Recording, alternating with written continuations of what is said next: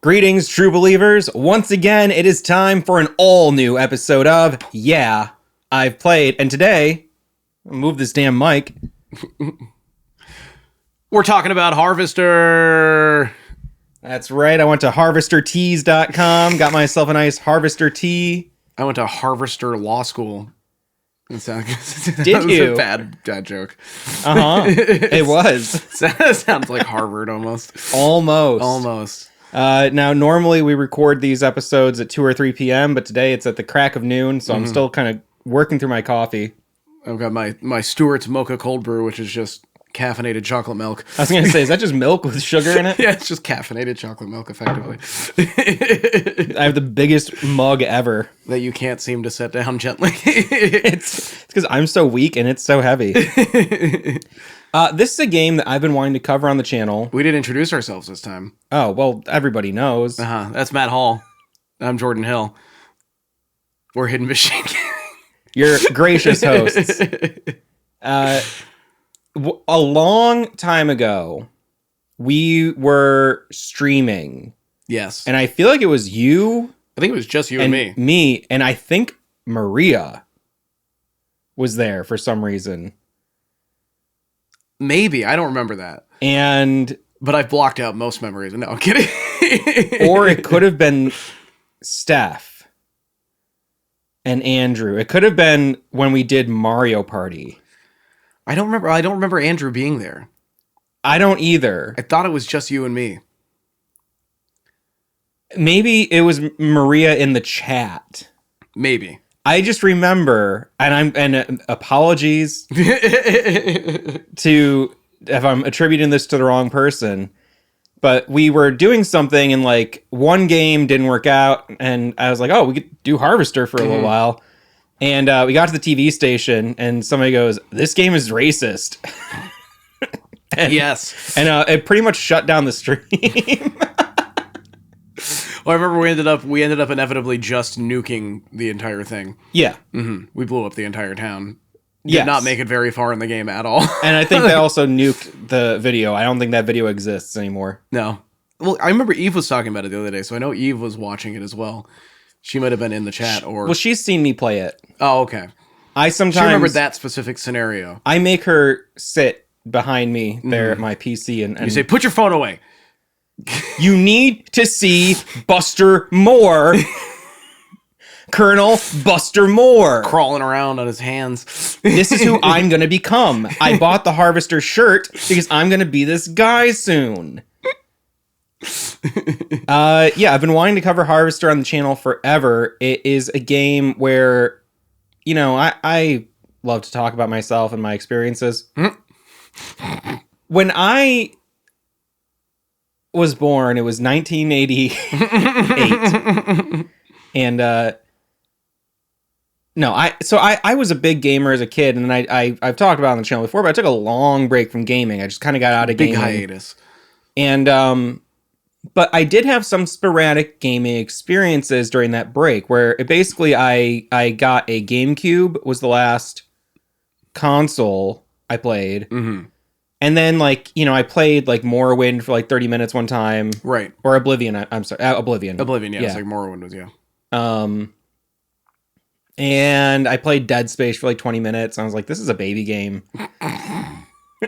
But they were always like with a friend, right? Like somebody else. It was like my roommate had it. Yeah. And I'd be like, oh yeah, I'll check this out for a minute. You right. know? And then, I did play through all of Metal Gear Solid 4, which a lot of people seem to fucking hate. And I think it's one of the best games ever. But yeah, during that like kind of long hiatus from games, I did go on a little trip.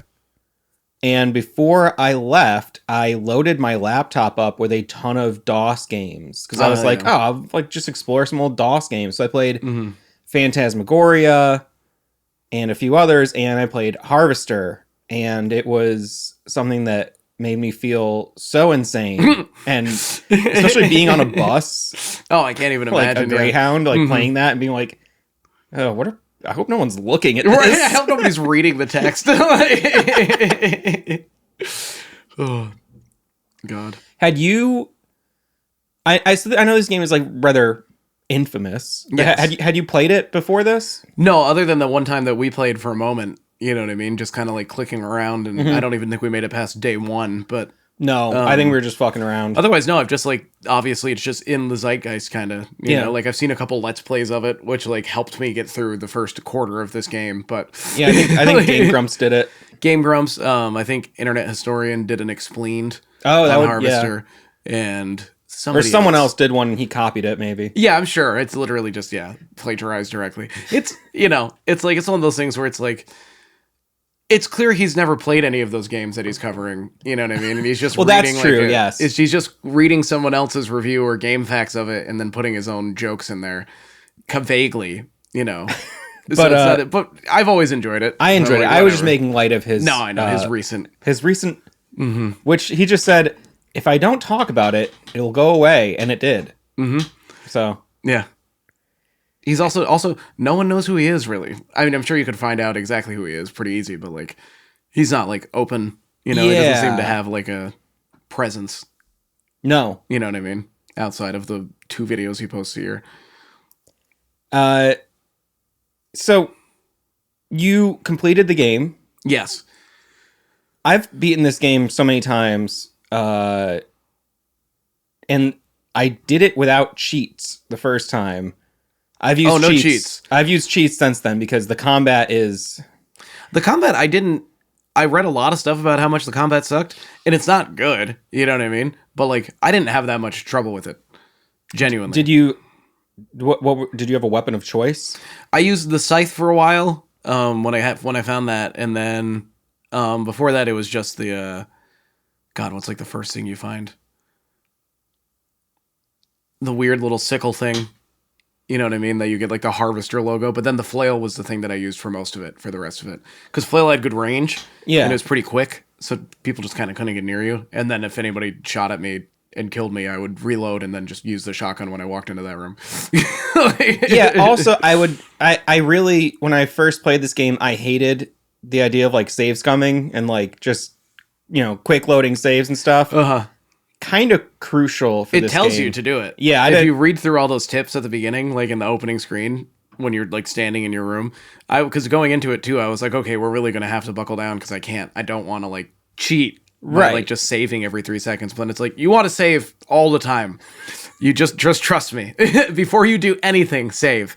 Yeah, you're gonna need to. Mm-hmm.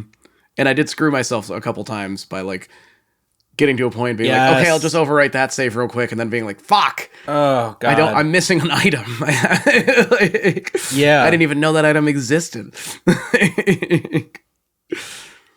God. Okay, so there's so much to get into. Yes. It was released in 1996 for PC, developed by DigiFX Entertainment, and published by Virgin Interactive. Now, this game was supposed to come out, I think, in 1994, but from a cursory reading of the events, it seems like the lead creative director kind of left, and then through whatever happened, it took another 2 years to finish the game. By then, it was like way past the point of like FMV games were done. Yeah. As a concept, people were over that, and it totally flopped. But it did live on in infamy through, you know, its reputation as being one of the most shocking games of all time. Shocking, weird, esoteric, maybe just bad at moments. You know what I mean? Like maybe just straight up poorly designed in certain areas. Yeah, I could agree with all that. But also like it's not as bad, but it's like it has a similar like following, I feel like, to like The Room a little bit. Yeah. Where there's like a cult following where it's like you've got to experience this. You know what I mean? Like the people who like it are like, you have to, you know what I mean? Like you love it or hate it, like you have to do it. It does make an impression. Yeah. Yeah. It is extremely unique, and it is very disgusting. Mhm. It is offensive in almost every way you could imagine, to different degrees, and it breaks a lot of taboos in gaming. You know, especially like killing kids. That's something that most games I just watched a documentary on the making of Postal, and the Postal devs were like, "That's one thing we don't do. We don't kill kids in our games. Mm-hmm. Can't kill kids in Sims. Yeah, you can kill. You have to kill kids. Yeah, you are killing kids. Other kids are getting killed. Yeah. Anyway, so if you're not familiar, well, we're gonna familiarize you hardcore. This is a point and click adventure game for the first half, and the second half is like basically if someone took like a point and click game and they're like, what if we just made it an action game? Yeah, and it's like, well, it plays like an old like British PC game. Like that's like how like those like those old British platformers have the same like super stiff feeling, and it really feels like maybe there was something somewhere, but you're not clicking the exact right point on the screen, so your character won't move. You know what I mean? Yeah. And you have to like go lower on the screen. Yeah, and there is like a really robust combat system in terms of the variety of weapons, your movement, and everything. But at the same time, it really is just enemies will walk toward you, and you need to kill them as fast as possible, or else you're gonna get like you might just get stun locked and die. Thankfully, that's the only in the last section of the game. The first half or so of the game is a pretty traditional point and click adventure game. Yeah.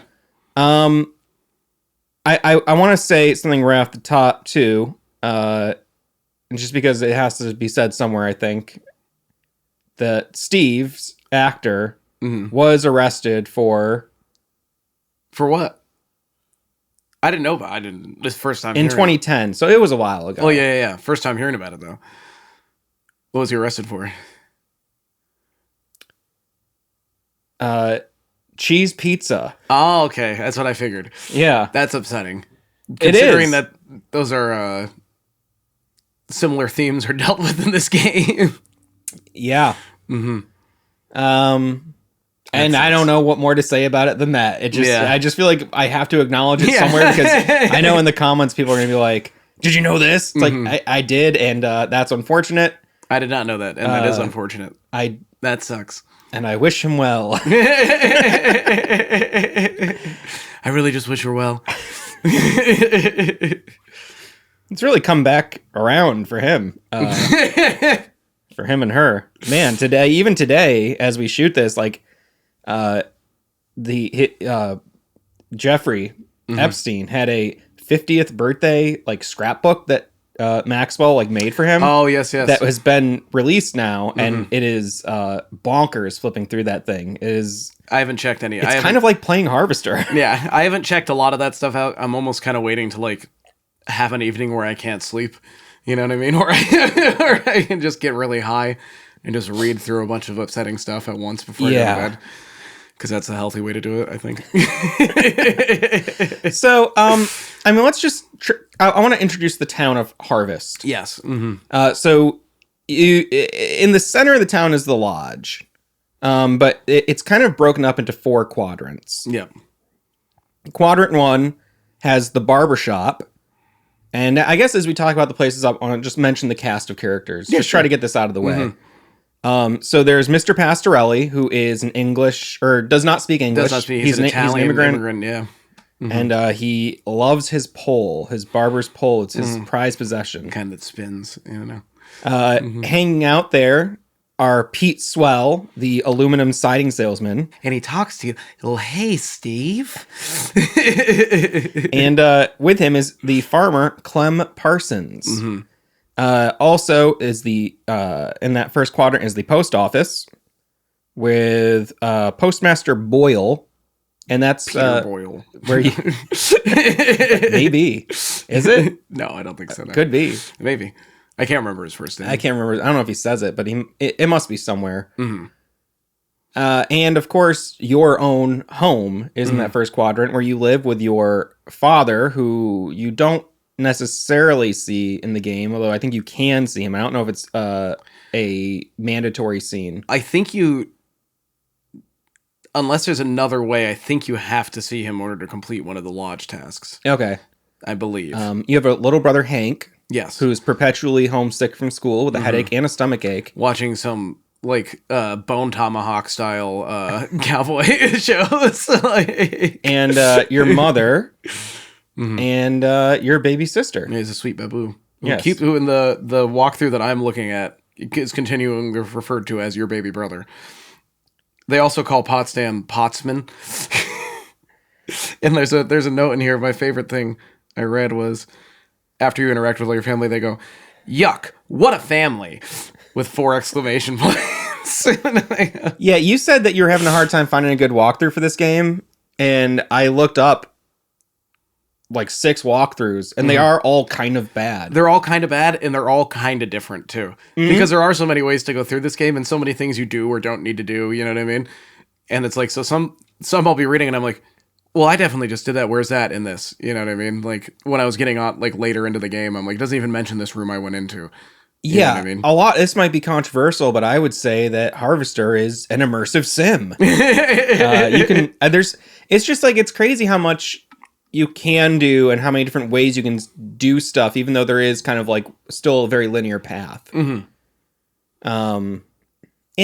it's something that like I really like about older PC games, especially, where it just does kind of feel like this like weird toy box where it's just like you could just spend like an hour just going around the town talking to people and fucking around with stuff and just seeing what's up. Yeah. Before you even really get into like, what is my quest? Yes, that's basically what I did. I think I went to every location and talked to everybody I could before I did anything.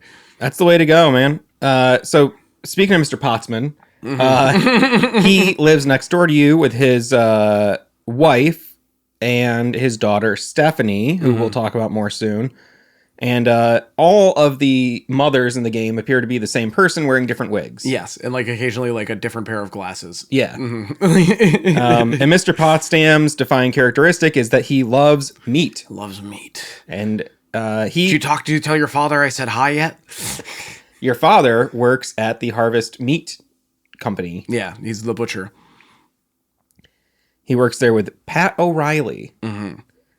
So over on the right-hand quadrant, upper right, is the abandoned house where the Wasp woman lives. Wasp lady. Her name is Tetsuya Crumb. Yes, that's what it was, yes. Next to her is the Johnson residence where the local pedophile lives. Yeah, he's also just a horn dog as well. Yes. Well, is he a pedophile? Isn't he the one who's obsessed with Edna's daughter? No, he's obsessed with Edna. He's obsessed with getting her. When something happens, he's like, I was glad Edna got her daughter back, but for a minute there, I was glad she didn't have any distractions. Okay, I just feel like one of the characters is Mr. Potsdam's a pedophile. Okay. Yeah. Just flat out.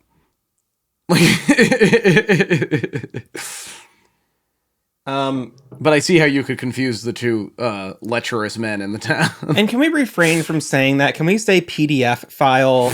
Because it's, Do you want me to mention people unaliving themselves later in the game too? Yes, I just don't.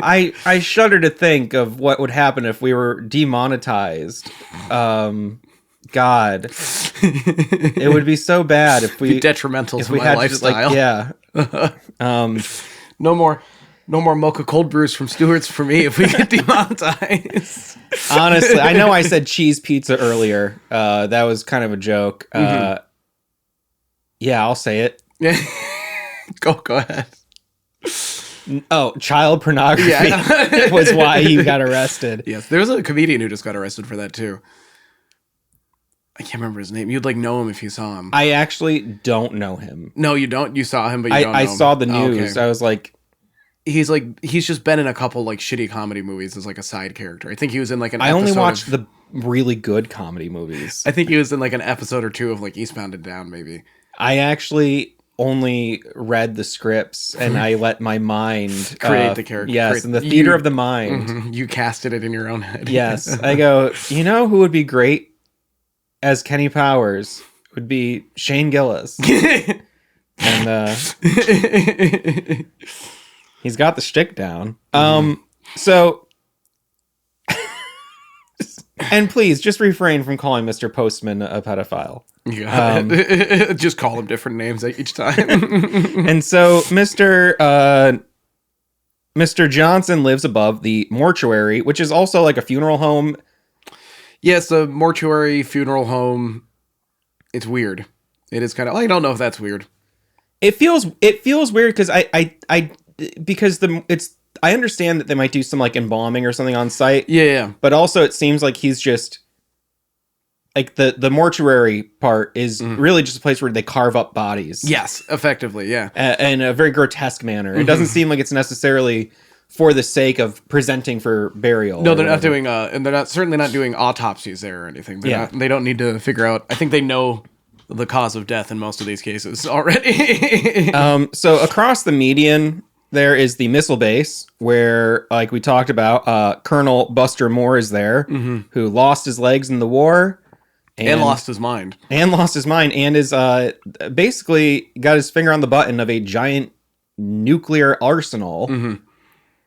And he's a fun guy to talk to. Yeah, in the center is the lodge, like we said, where the sergeant at arms hangs out and awaits for you to... Speaks to you telepathically. Yes. Did you speak? And then the cemetery. Occasionally he just looks... That's good.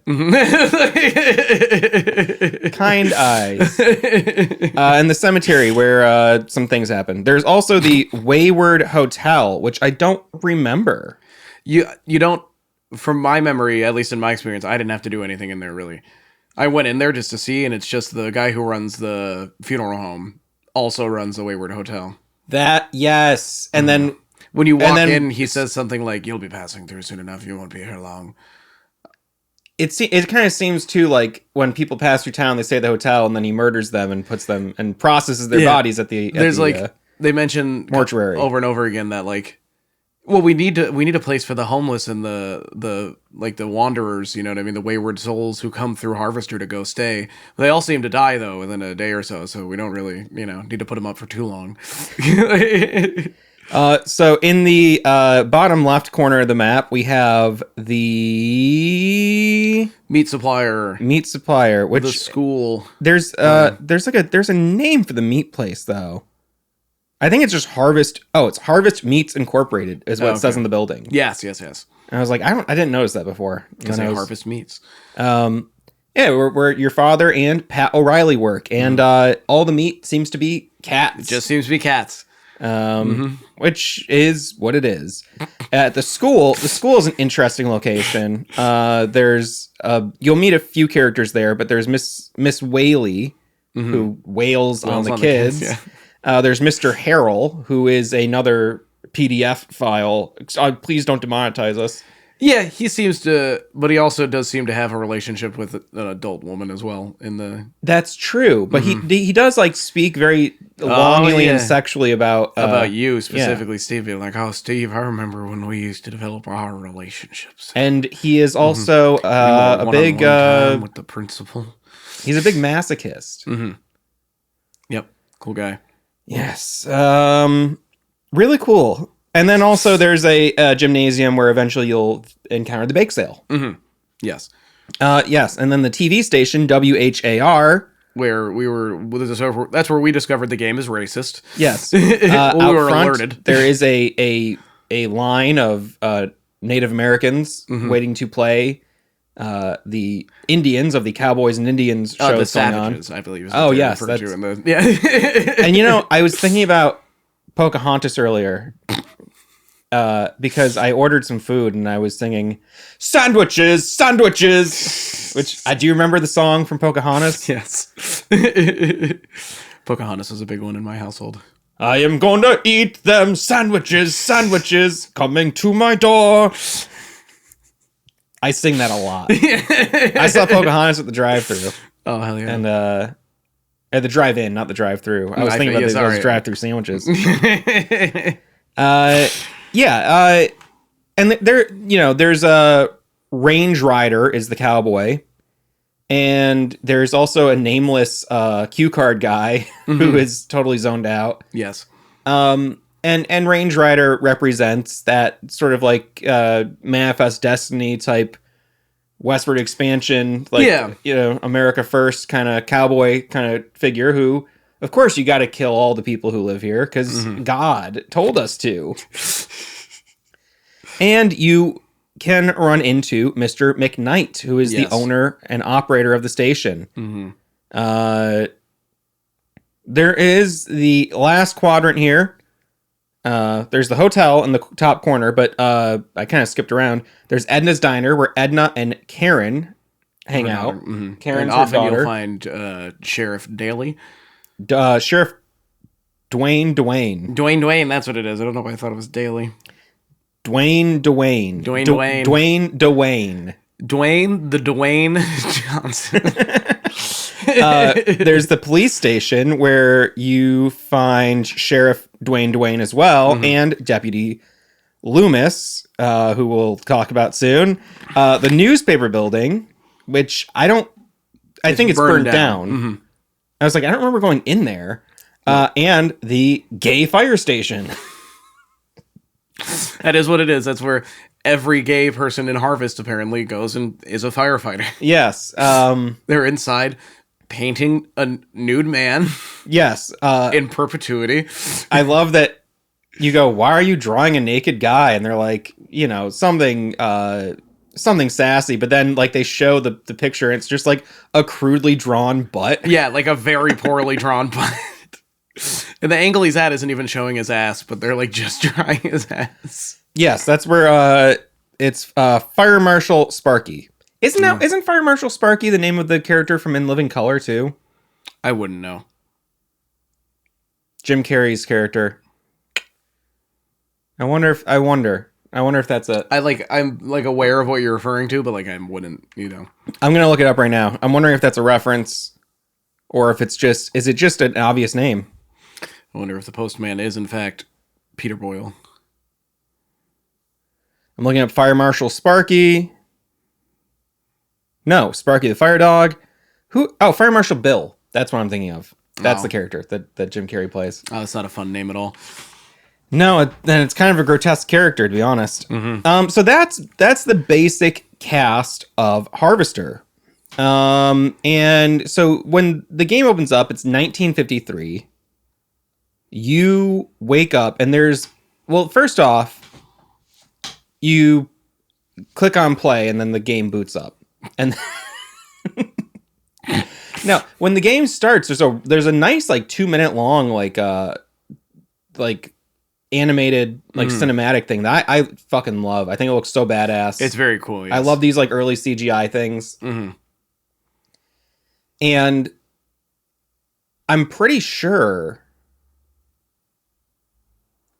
now I'm starting to second guess myself, but I think the entire game was modeled like that at first. Oh yeah. Or that was the intention. There's early screenshots where the environments and the gameplay look a lot different. There's a totally different visual style, and I think it just wasn't viable, to do it to the full degree of what they had. And the game goes to so many fucking insane places where it's I don't know. After a while, I'm sure it was just we got to get this done. It's just an open air coliseum. There's, yeah, there's no logic to the lodge. So there's an almost seamless transition from the cutscene to gameplay. Steve wakes up shirtless. You see ripped. Yes. He and I have a very similar physique. Pale, somewhat doughy. He puts on a shirt, stands up, and then quick loading screen. And then you're there. You're just there in the bedroom. Huh? And so this is where you get your first taste of the game when you realize, oh, this is just a game where I click on stuff and then a little text box shows up. Well, sometimes you click on the stuff and then it zooms in closer on the thing and then you get to search around and root around. Oh, that's cool too. I love this. To me, just being in the bedroom, it's it was just very exciting to be oh man, there's a bunch of shit here already. I clicked everything. I think I clicked on the model planes and the alarm clock and everything I could. In the there's room. A bassoon or something they're What's the instrument? Is it a clarinet? I think it's a clarinet. Like, oh, some fat girl must have left it here. Yes, It's like, yes, that's what it says. And you're like, that is a very specific joke to you. You know what I mean? Yeah. Like, clearly, like, I don't know the stereotype of fat girls playing clarinets. Yeah. Who knows? Yeah. And this is before. If it was made after 1999, perhaps there would have been some sort of like one time at band camp. Yeah, type some sort joke. of. But this is pre American Pie.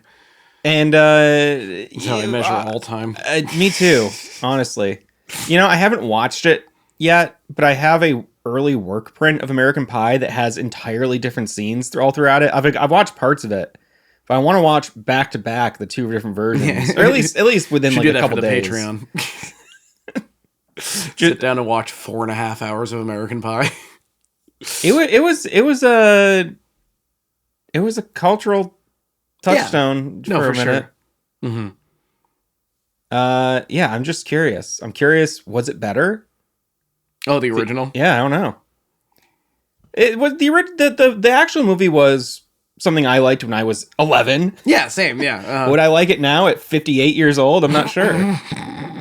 Now that we're both in our 60s, would we enjoy the movie? No. Would we? I think certain parts would probably still be a little bit funny. Yes. I also still I think Eugene Levy is pretty funny most of the time. Very funny. Yeah. He's a funny good guy. actor. You've seen Best in Show? Oh, Love that movie. so good. I had Sarah watch it, and I was like, I really think you're gonna like this. Have you watched the rest of that series? I've seen one of I've seen one other one. There's Waiting for Guffman, A Mighty Wind. I think A Mighty Wind is the other one I saw. I think Thank You for Smoking is what it's called. I think that Could is be. one of them. And yes. then There's a newer one. yeah, I can't remember what it is. And then also Spinal Tap is Oh, that's in the same troupe and a lot of the same people. Okay. I think Rob Reiner directed Spinal Tap, but Christopher Guest is in it, and then Christopher Guest and a lot of those same people, Harry Shearer and everybody, Yeah, went into did these other movies together. And Christopher Guest is the director of these other films, but they're all kind of the same, like mockumentary style, yes, yeah. improv thing. It's very funny. Hey, check it out. That's a Hidden Machine wreck. Very dry. Very good though. Yeah. Yeah, it was Best in Show, you said, right? Yeah. Is that the one with the line, "Stop naming nuts"? Yes. When he's yes. I think A Mighty Wind is the one with "What happened?" Is that? Do you know what I'm talking about? Hey, what happened? I don't think that's that one. That might be Waiting for Guffman. Okay, well, I haven't seen. I've seen one of Best my in favorite Show the most recently. bits. I gotta rewatch all those. I remember getting those out of the library when I was a kid, being like, "This is amazing comedy. What is this?" It's like I got that and Clerks on VHS out of my local library. Oh hell yeah! So basically, you walk downstairs. I think you see a freshly baked apple pie, and you put your penis in it. Wait, hold on. I'm reading the recap of American Pie. We skipped over the general store. Oh, It's also not on the map I'm looking at right now. Are you looking at the same map I am? We're looking at the same map. Yeah, and the general store is not on there. But there is a general store. There's a general store with Mrs. Phelps, Yes, Michael Phelps. Mm-hmm. and that's where you buy stuff, including Dirty magazines. a prawn magazine. Don't demonetize me.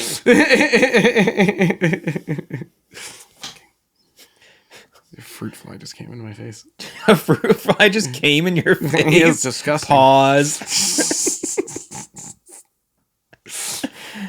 God, I was somewhere recently. I said something on the mic. I had to say pause afterward, and I got quite a reaction from the crowd of old white people. Anyway, when you walk downstairs after you leave your room, the first person you encounter is Hank, who is watching that, like we said, his cowboy show that is being filmed at WHAR. And you're like, the TV's black and white. And What? something that just registered for me is, do you think there's so many Native American actors lined up outside because they're actually just shooting and killing the actors? Yes. Like, there's so many lined up, and the gore is so visceral in that show, and it's like, Yeah. it's supposed to be 1953. Yeah. It's going to be hard to get those effects. I don't know if they had squibs yet. You know what I mean? No, I get the impression that they are slaughtering people. Yeah. Yeah, you're like, why? What are you doing? This is so weird. He's like, leave me the fuck alone, or I'm going to tell mom you're bothering me. Yeah, he's a little brat. Yeah, he sucks. And he also taunts you and says something along the lines of like, I don't remember how he says it, but he's like, well, you know, like you're about to get what's coming to you or something like that. Like everyone kind of is like, you know, Steve, something's happening. Mhm. Like they're all like kind of vaguely, referring to something. But through this like interaction, you find out, one, you are likely from a different time period. But every time you grasp, you're like, where's the TV remote? And he's like, what's a TV remote? And you're like, what? Oh shit, what is a TV remote? Mm-hmm. You're like, your memory is dissolving like in real I remember time. he says like, he's like, this place, it's all really retro. He's like, what does retro mean? Yeah. He's like, I don't know. Where am I? Who am I? You also learn that you are set to marry Stephanie. Mm-hmm. And you're like, marry Stephanie? I don't even know who Stephanie is. Mm-hmm. And your brother is like, I saw you and her on the couch. And like, Yeah.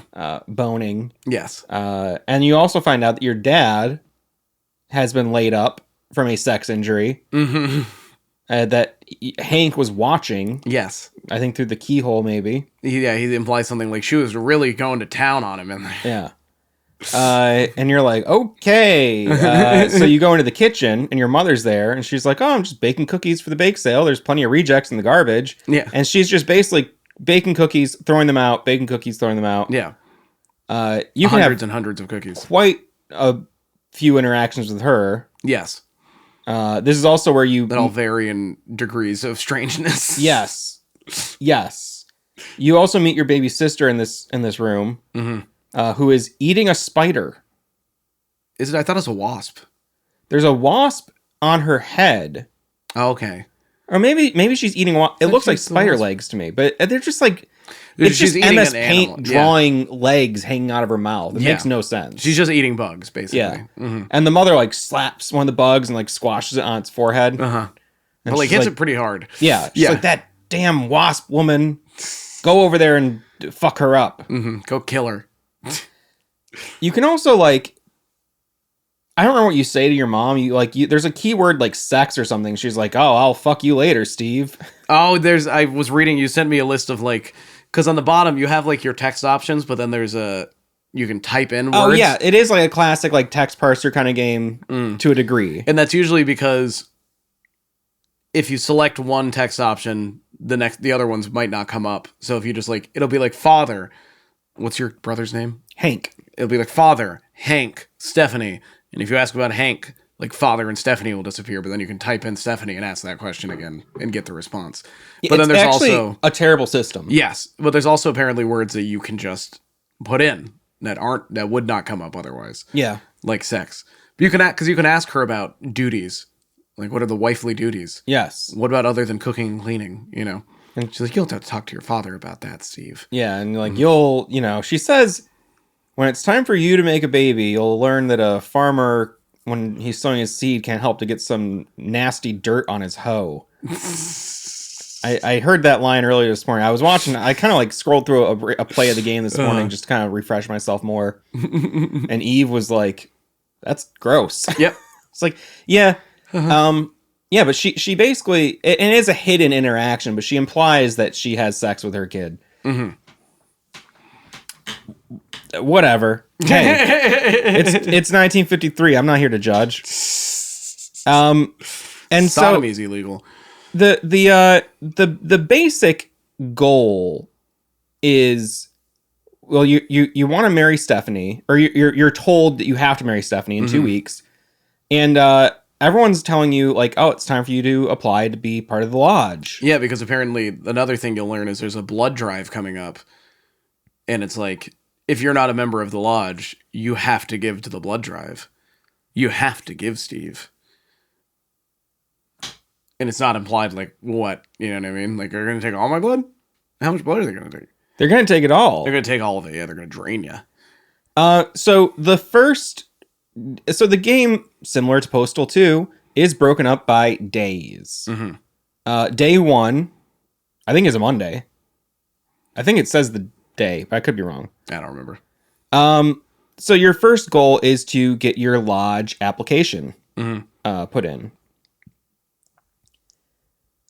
You get the lodge application from Mr. Boyle at the post office, but he's like, oh, I only have one. I can't give it to you. Mm-hmm. It's the master copy. So there's a whole... I'm looking at like a list of steps. Yeah, but I didn't do some of these. You know what I mean? Like some of these steps. Yeah. So I mean, I'll just say what this FAQ is saying. Mm-hmm.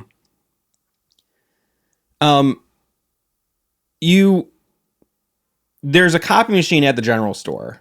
Mm-hmm. In your bedroom, I think you find some change in the drawer. You open the drawer, there's like 5 cents and something else. Yeah. Mm-hmm. So what you do is, Jesus Christ, I forgot about this. So yeah, when you're first exploring the town, you might go to the Potsdam house next door. You go, oh, I want to see Stephanie. You go upstairs in the bathroom. Oh yeah. And you can like push a painting over, and there's a peephole, and you're like watching her get dressed, and she's like, she's always wearing some crazy lingerie. Yeah, like very like garter belts. Yeah. You know what I mean? And like fucking yeah. Like for display Yes. lingerie. Mm-hmm. And you know, it's implied that the father is perving, or I think it's actually shown later. It's shown later. Yeah. But it's an optional scene. You know what I mean? Nice. Mm-hmm. Nice. Mm-hmm. And when you do talk to Stephanie, she's like, I also have amnesia, so you're the guy I'm supposed to marry? Like, what is going on here? We gotta fucking figure this out. Well, and also, anytime you mention the amnesia to anybody else in the town, they're like, haha, Steve, you're always such a kidder. Anyways, and then sometimes you get belligerent with them, and they get belligerent back. And yeah. then, you know. Everyone is ready to snap. Yes. So I'm trying to figure out how you get to... Man, so I remember one thing you have to do is buy the porno from the general store. Well, I just basically how I remember this is I just kind of wandered around and talked to everybody. Yeah. As much as I could. You know what I mean? Yeah, you and I collect quite a believe bit. There's like basically what it is that Boyle, the postmaster, more than likely, I believe it's more than likely burnt down the newspaper building. Yes. And you also discover that Sheriff Dwayne, and the guy who owned the TV station owned the newspaper factory together, or building together.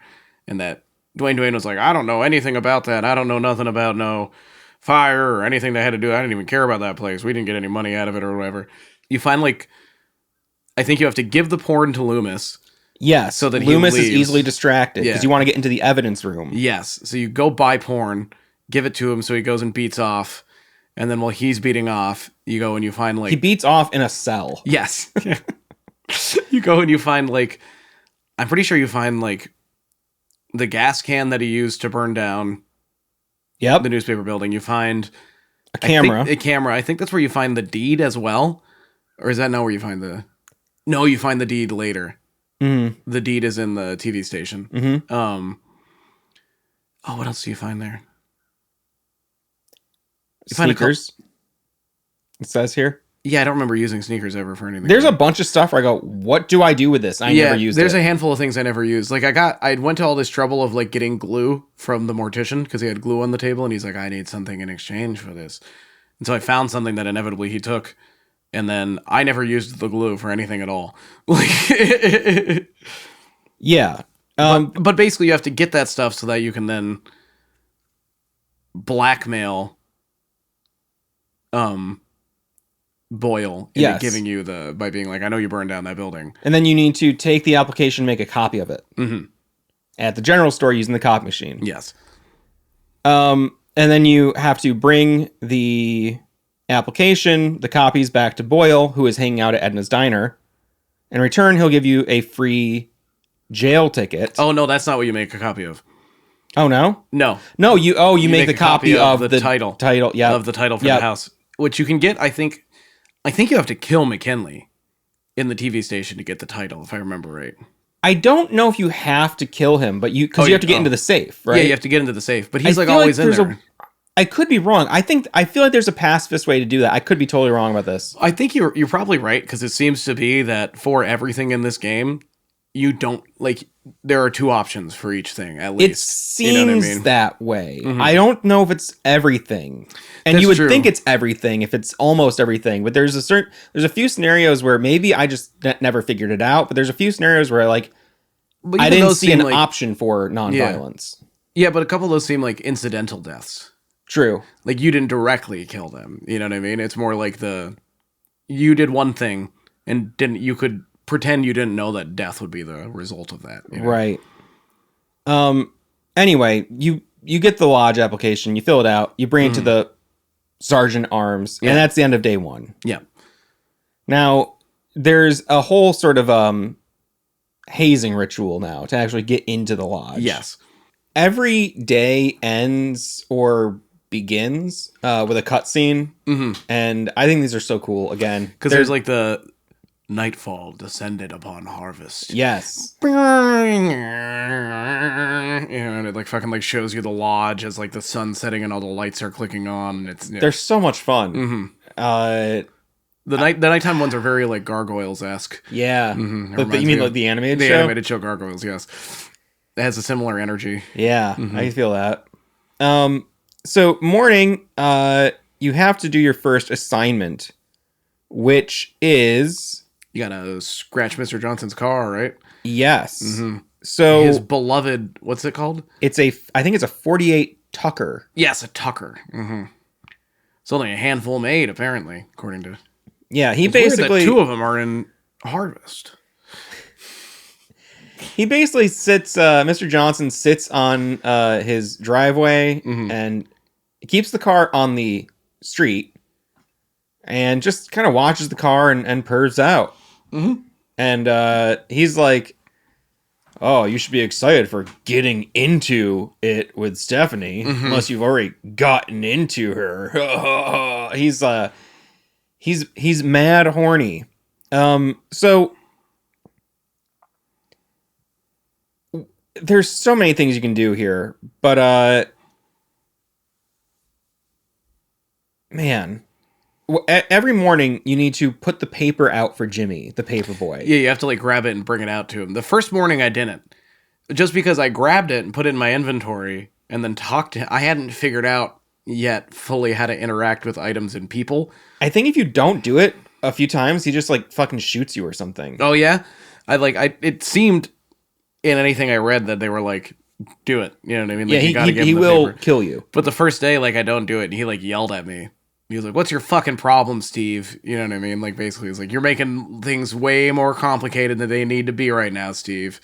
And you're like, "Why am I giving you the newspaper?" And he's like, "Don't ask questions." Yeah. Mm-hmm. Oh, you give the sneakers to him. He tells you he wants a new pair of sneakers. Yes. In that very first interaction that you have. Because you're like, "Is there anything I can do to help?" And he's like, "I do need a new pair of shoes." So you give him the sneakers. In return, he'll give you the school's broom closet key. Yes. Yes. And so you go to the school, you use the key to unlock the broom closet, you use the camera to photograph the two of them macking on each other. I think it's the principal and the teacher, right? Mm-hmm. Or yes, Miss Whalen. Miss Whaley. Whaley, I think. Then you blackmail the principal, and they give you, in return... Oh, you get the baseball bat. You get the baseball bat, which in an earlier scene... when you first go to the school, the principal, Mr.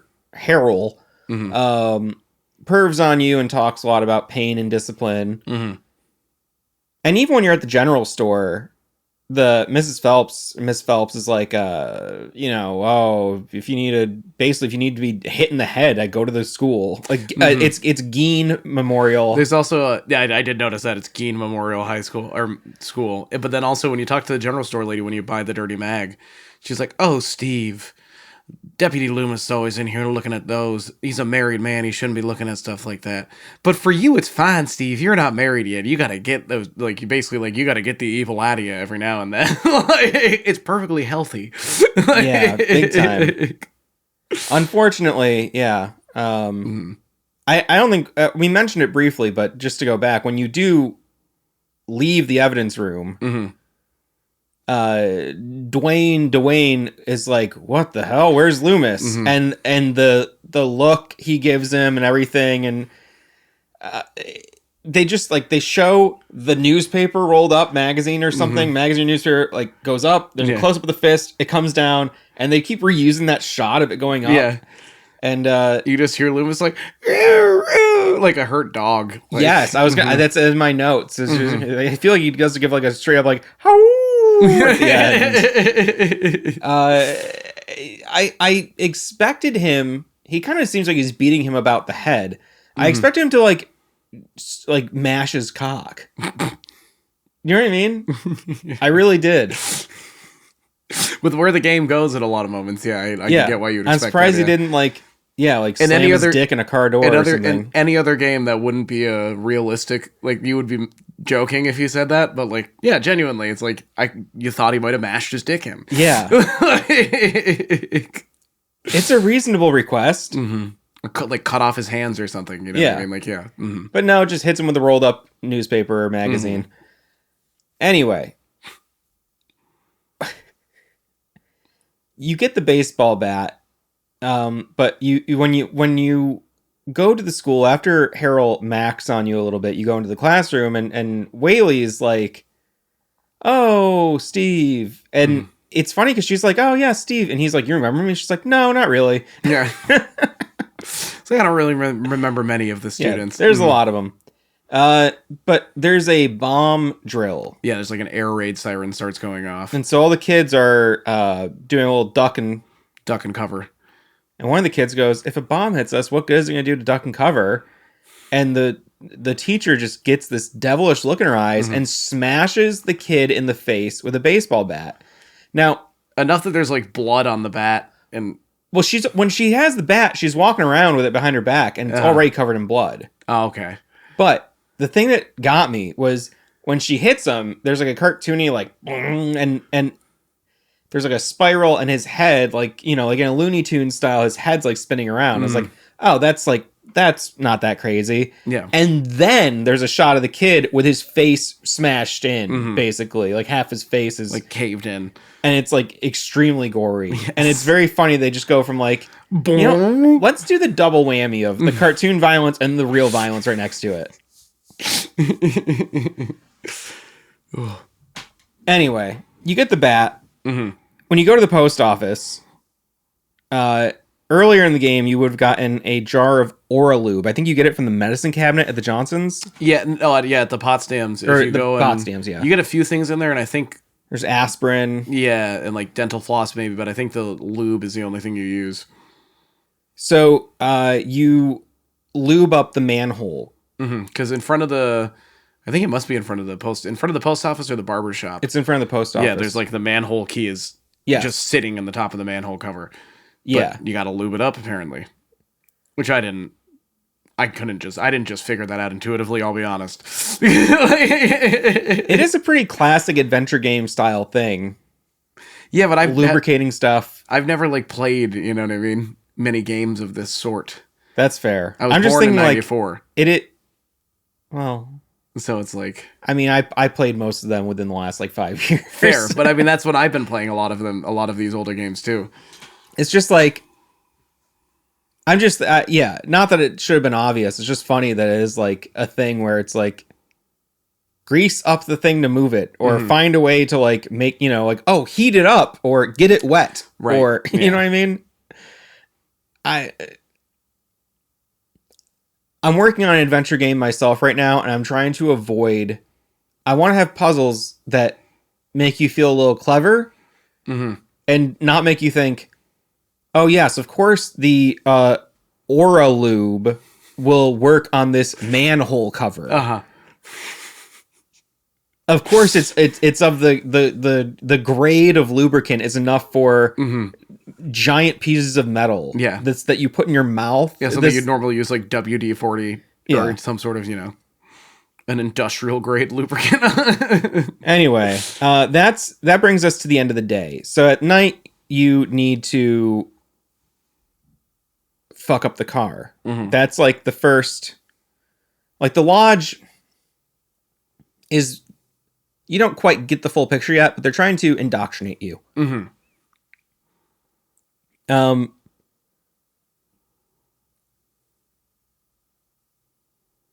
man. I'm just looking at this. Now, I think this is a optional interaction. But did you Potsdam? With Potsdam at the cemetery? Only because, like, at the change of every day, I would just wander around the whole town. Yes. You know what I mean? But I don't think this is crucial to progressing the story.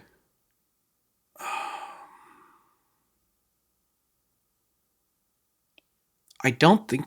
Well, at least not the entire interaction. Not this interaction isn't, you know what I mean? But it helps you. But Potsdam is digging in the graveyard. Yes. Like, in, like, the area near, like, the picnic table. He's digging a hole. He's burying Karen. He's burying Edna's daughter alive. Yes. And you can rescue Edna. Or you can rescue Karen. Yes. But I don't think you have to rescue her.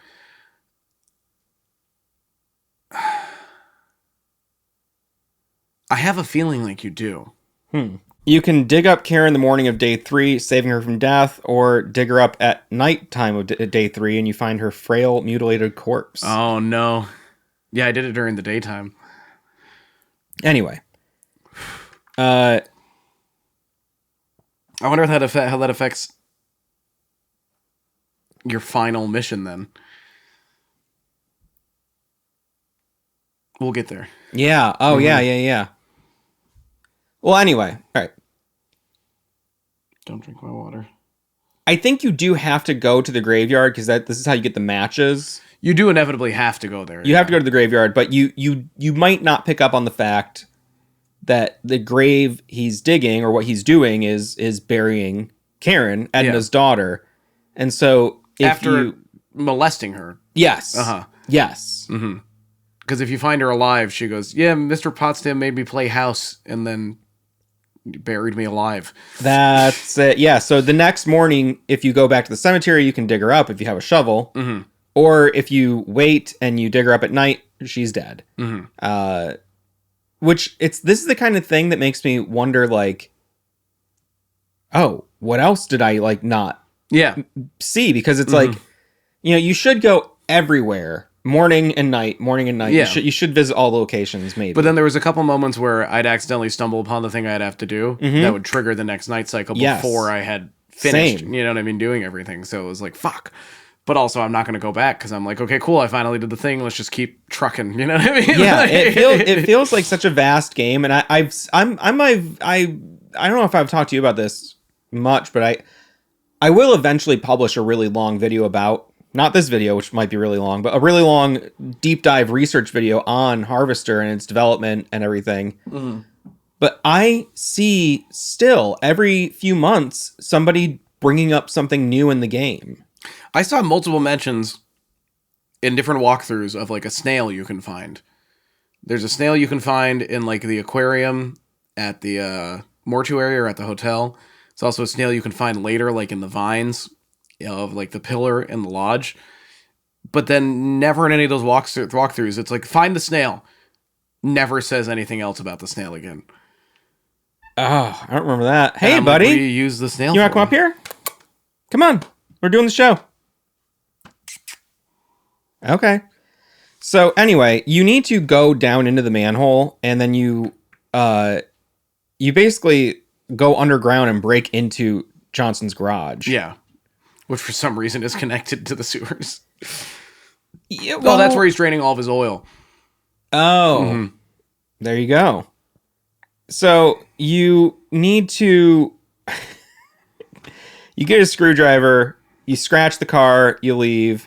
You can scratch it with pretty much anything. Oh, yeah? I didn't, because I don't think I used the screwdriver. I used something else. I think I used one of the keys that I had. Okay, that would make sense. Buddy, you're welcome to do anything you want right now. He's just out of frame, but I swear Sluggo's right there. You can probably see the top of his head ever so slightly. You report back to Sergeant Arms, and he's like, very well. Day 3. You need to find a way to break into the fire station. Mm-hmm.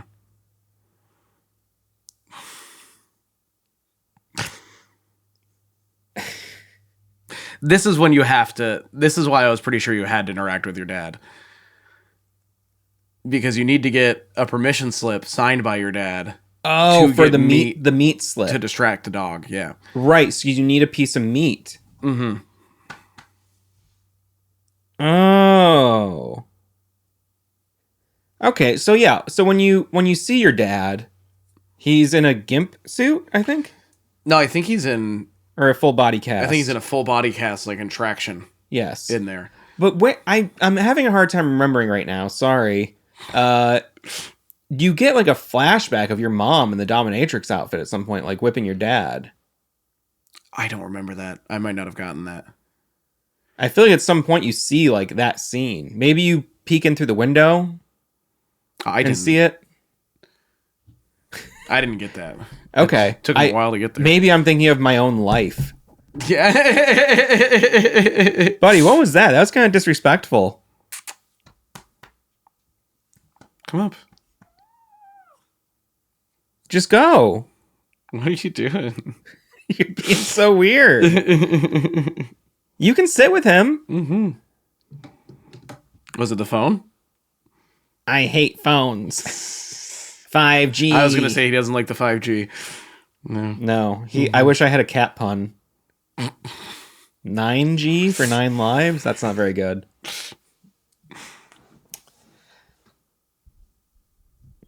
I hate 5G. Got any tuna fish? The reason cats chase birds is because they know birds aren't real. They're trying to reveal it to us. Is that true? I don't know. Is that true, Sluggo? Well, anyway. You use the meat slip, which is so funny to be like, you need basically a permission slip for meat, but you bring it to the butcher, Harvest Meat Inc. Yeah. You give it to Pat O'Reilly. He gives you the meat. So you got a nice big piece of meat. I feel like you can go present the meat to Potsdam at some point or something, and he like has something salacious to say. I don't know why it. I didn't think about that. But I bet you he'd be like foaming at the mouth. So when you go to the fire station, initially you can't get in because there's a vicious Dalmatian. Yeah, just barking inside. And if you go in during the day, they give him like a treat or something. Yes. So he shuts up while you're talking to them. And his name is Spots, I think. Mm-hmm. But if you go in at night and you don't give him meat and he barks long enough, you will get arrested.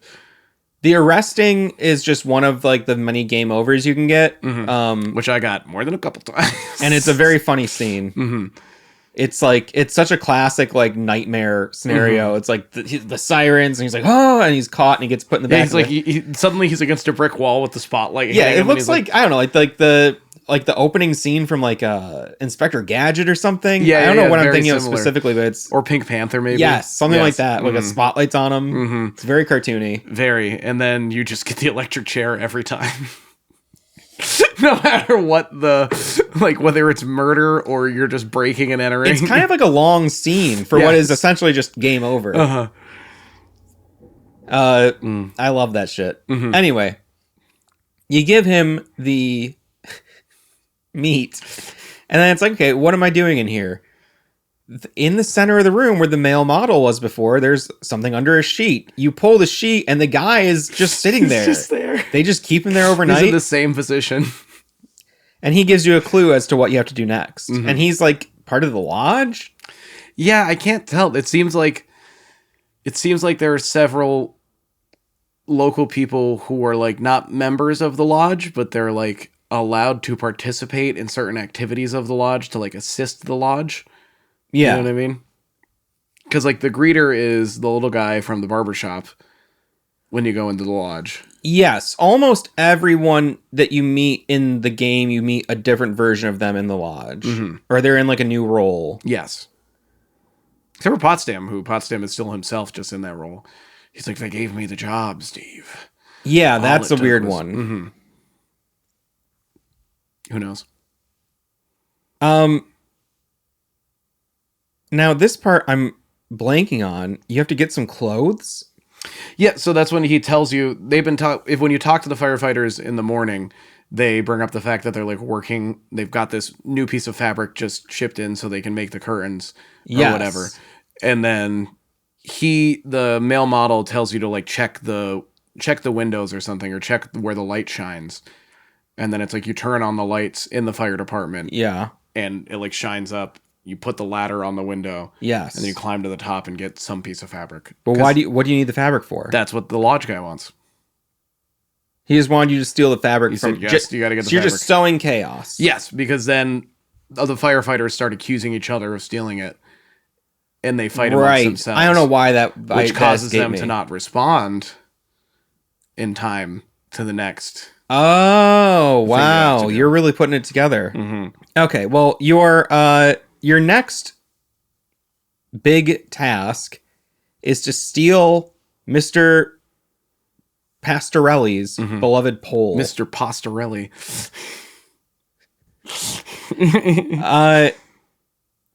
God. There's so much... there's so many ways to go about this again. Mm-hmm. And several of them will get you arrested or killed. This is the day... Oh, Jesus. He's trying to slide off. This is the day that the Lord has made. No, this is the day where when you go to Stephanie's house, you go hang out with her, you guys fuck. For some reason, she's like, I'm so scared, Steve.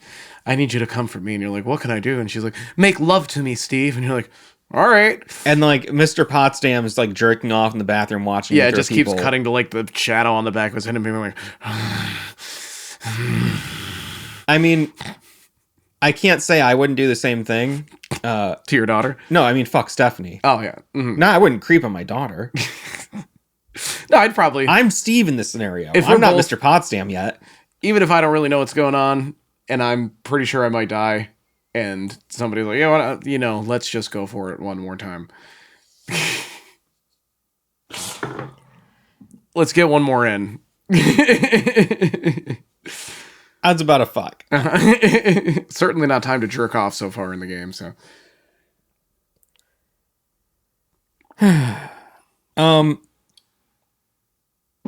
You gotta get the evil out. So,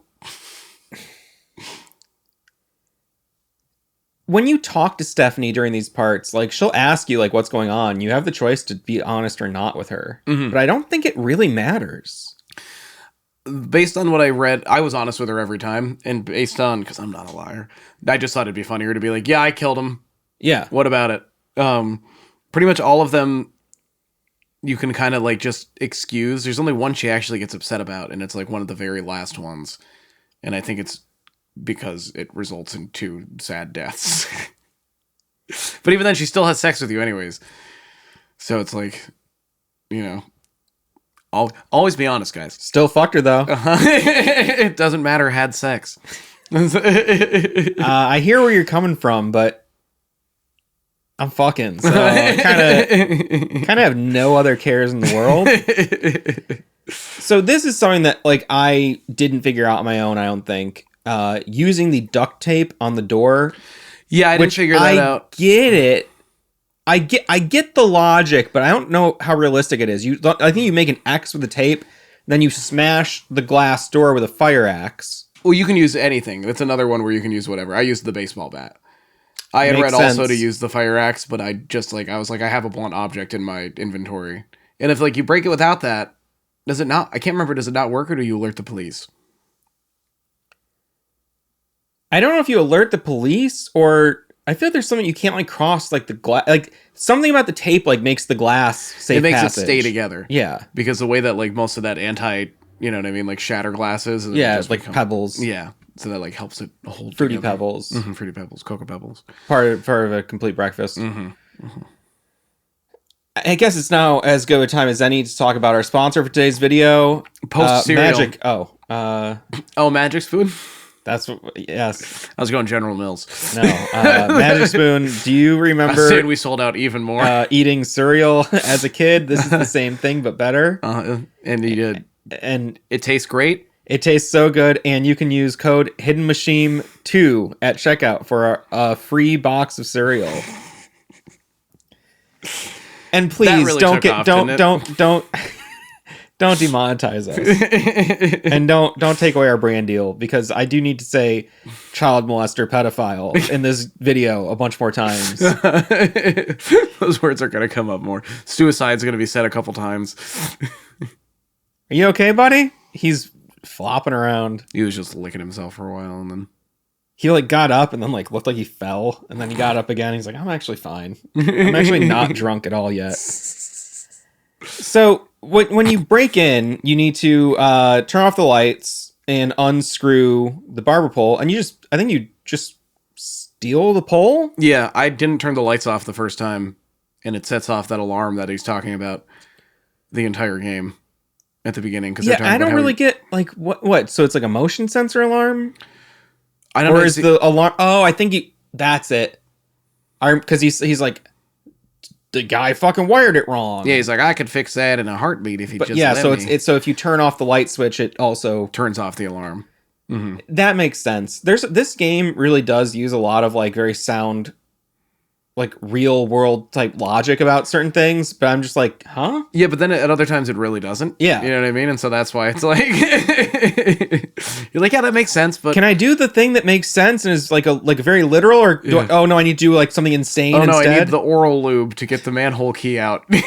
Like, Yeah, so that's the end of day 4. You return to the lodge. You're getting deeper and deeper into it. Your last task. well, Pastorelli dies. We should mention that. I'm sorry. Yes. Why? Well, because he goes inside and he turns the light back on, and because he just left the circuits open, as soon as he like turns it on, he just gets electrocuted to death. Do you think you could avoid that? There might be a way, because there's a couple tools that I never used. Like you get a wrench. You know what I mean? You get something else.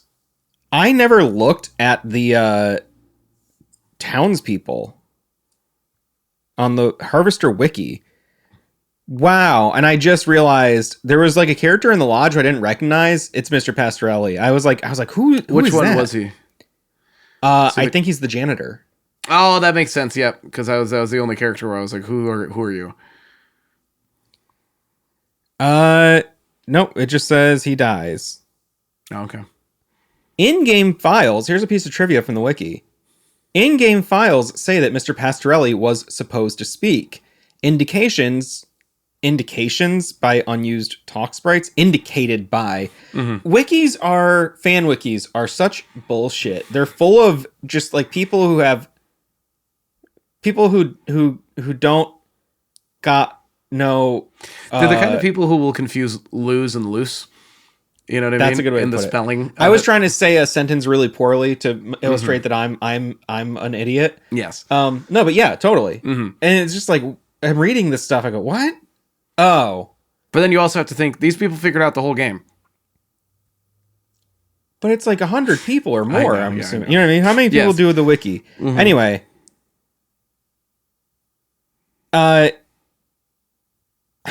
Yeah, like right here, there's one. There's a sentence here. Look, Boyle, walk and hurry. That's a full look, sentence. Boyle, walk in, hurry. Look, Boyle, walk and hurry. Use matches to lit it up. Well, in the game originally, Mr. Pastorelli was supposed to speak in Italian and be like, Steve, this is what's actually happening. Be aware. Oh, okay, that's funny. And they're saying that they think it was removed because if someone did speak Italian, it would spoil the Spoil twist. the entire thing, yeah. That's very funny. Yeah. Just sitting there going insane, trying to explain to anyone what's happening. So the last task you're at now, after you've mourned his death, the last task is to set fire to Edna's diner. DNA's diner. Oh yeah, because the E is the E's burnt out. Mm-hmm. So it's the day of the bake sale, I think, right? Yes. Man, Pastorelli is dead. It says here, talk to other people in town about the late incident. Go to the mortuary, enter the chapel, look at the casket, open it, take a picture of it with your camera, enter the morgue, talk to Moynihan about the corpse, try to pick up the glue, agree with his offering, receive the glue. That scrap of day 5 morning. What? That's how I got the glue from him, because you have to take the picture. When you go in and you look at the corpse is all beat up and stabbed to death. Whose corpse is it? You don't know. It's just a vagrant. Oh. You know what I mean? And so you take a photo of it and you go, hey, what's up with this fucking dead body? You're blackmailing him again. Yeah. And he goes, I'll give you the glue. And I was kind of like, okay. No. You know what I mean? I don't want the glue. But I got the glue because I'd been trying to get it since day one when I clicked on the glue, and he said, you must offer me something of equal value. He's clearly an alchemist, equal exchange. Yes. Mm-hmm. And he wears a really lovely top hat. He does wear a very lovely top hat. I love that. I didn't do fuck all with the glue, I don't think. He's got his head down. And he's like, working on a body, and as he's got the top hat on, it's like, okay. Yeah, even replaying this game, it's so dense that I'm like, what? What was that? You know what I mean? It's a really fucking dense game. Yes. Even though you can beat it in like 4 hours. Mm-hmm. Or more, or less. Yeah, or just finish the game in like an hour and or 20 minutes and be done with it. True. You don't have to get the good ending. No, you just have to get an ending, really, if you want to. Harvest or speedrun. Click, click. Walk downstairs, kill your brother. You can use like a cheat code to get weapons early, and you can just like start shooting people, and it does like it's There's a bunch of different like interactions. I think Jimmy is the only person you can't shoot. I could be wrong about that. I don't know if you could kill your little brother either. I don't think I couldn't punch my mom. Kept trying to attack my mom in the kitchen. You can't quite get close enough to her. Yeah. Okay. Yeah. There's a few NPCs I think you can't interact with in that way. I kept trying to swing at her. I love the low punch. He just kind of like squats and punches downward towards the ground. And when there is an enemy at the ground, like low like that, it's awful. Yeah, it sucks. There's like weird little like demon creatures that come at you in the lodge. Yes. I'm trying to see like what do you? Oh. Yeah. Okay. You do use the glue. Mm-hmm. I'm remembering this now. I forgot about it too. So you go to the bake sale. You see all the moms in a row. And someone's like, there's a fire at the TV station. Whoa. You go there. Who but the local arsonist. Peter Boyle. Peter Boyle is... Did you look up his name? No, I didn't. Boyle has clearly done another burning down of a building. Such a funny way to put it. He's clearly done another classic burning down of a building. It's kind of his whole thing. So what you need to do is go to Edna's Diner. You use duct tape again on the door. Mm-hmm. Enter. Break down the door. Get the cake cover. Yeah. You use the glue with the cover. Cover up the smoke alarm. Then you turn on the stove. Use the matches to light it up. Run like hell, or you will die in the fire. Mm-hmm. You'll get all burnt up. And that's the end of the 5th day. Mm-hmm. So... man. When you go to Edna's Diner, it's been burned down. Oh, yes. Yeah. And in the morning, yeah. And I think Dwayne's there. Dwayne. Dwayne is inside crying and eating pie. Yep. At the counter. Yes, a classic scene. Uh-huh. And where is Edna and Karen? Well, Edna murdered Karen and then hanged herself, or shot herself. I don't know if it. She hanged herself. Oh yeah, okay. Mm-hmm. So you can see her feet like dangling as the sheriff's eating his pie. You know what I mean? Right. Okay. I was thinking so. That's what it makes me wonder. If Karen dies, what happens to Karen? Does she still kill Karen in that cutscene, even if Karen dies? I would assume not. Yeah, but yeah. I guess I've never. Did you save Karen in your playthrough? I don't know if I did in this most recent one. I don't think I did. Just let her rot down there. Because it was just like the first time I realized I could save her, it was like, oh, cool. And then it just kind of like It's like, well, it doesn't matter. Do you know what I mean? Mm-hmm. I do. So I think I just like when I played it again afterwards, like, I'll just keep going. Yeah, Karen's gonna die anyways. Who cares? I wonder if there's another solution to that where you can like talk to Edna about it beforehand or something. You know what I mean? Get her to leave. What do you mean?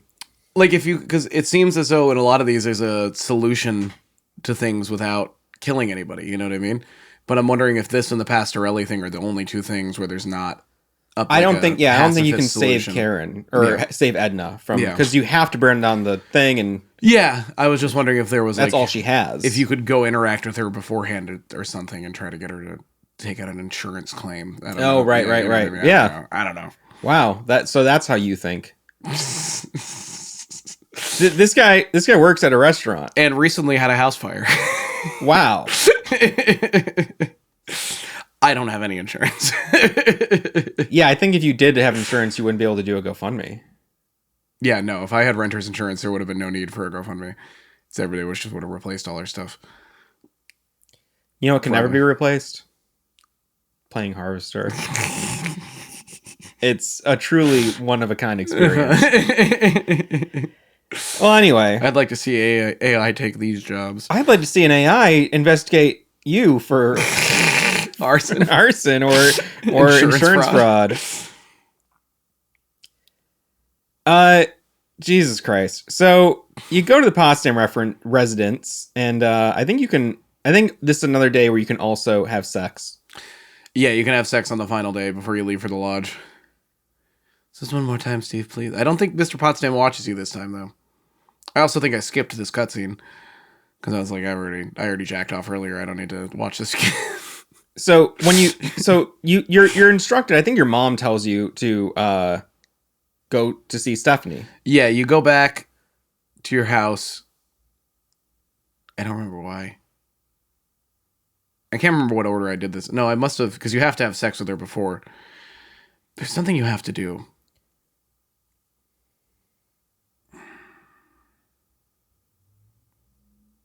Oh, I remember. I got stuck here and I had to look it up because I didn't go talk to the lodge guy at the start of the day. Oh, to go tell him that I had done it. And because I hadn't done that, I could not get the thing where she was like, go visit Stephanie. So I was just wandering around the town being like, hey, what do I do now? And then inevitably I looked it up and it doesn't tell you to do that in here, but I was like, that's the only thing I haven't done. So there's another fucked up scene with the mother and the baby. Its eye fucking pops out of it. Doesn't a bug crawl out of its eye? I think so. And its eye, a wasp pops out of its eye, flies out, and the mom just walks back over and she's like, oh, gotta push that back in and just fucking like it's so thumbs gross. Both of the babies. It's one of the grosser scenes for me, even though there are scenes that are much more graphic. There's something about this that's just like it just makes me kind of like I won't throw up on my mic, but I could. Could if I wanted to. I could if I thought about this long enough. When you go to see Stephanie, it's a whole scene. Mm-hmm. Stephanie's gone or dead. Mm-hmm. So it would There's seem a skull and spinal cord resting in the bed. Yeah. Mm-hmm. And Dwayne's there. Potsdam's there. Mm-hmm. The mom's there. So there is a lodge invitation on the bed.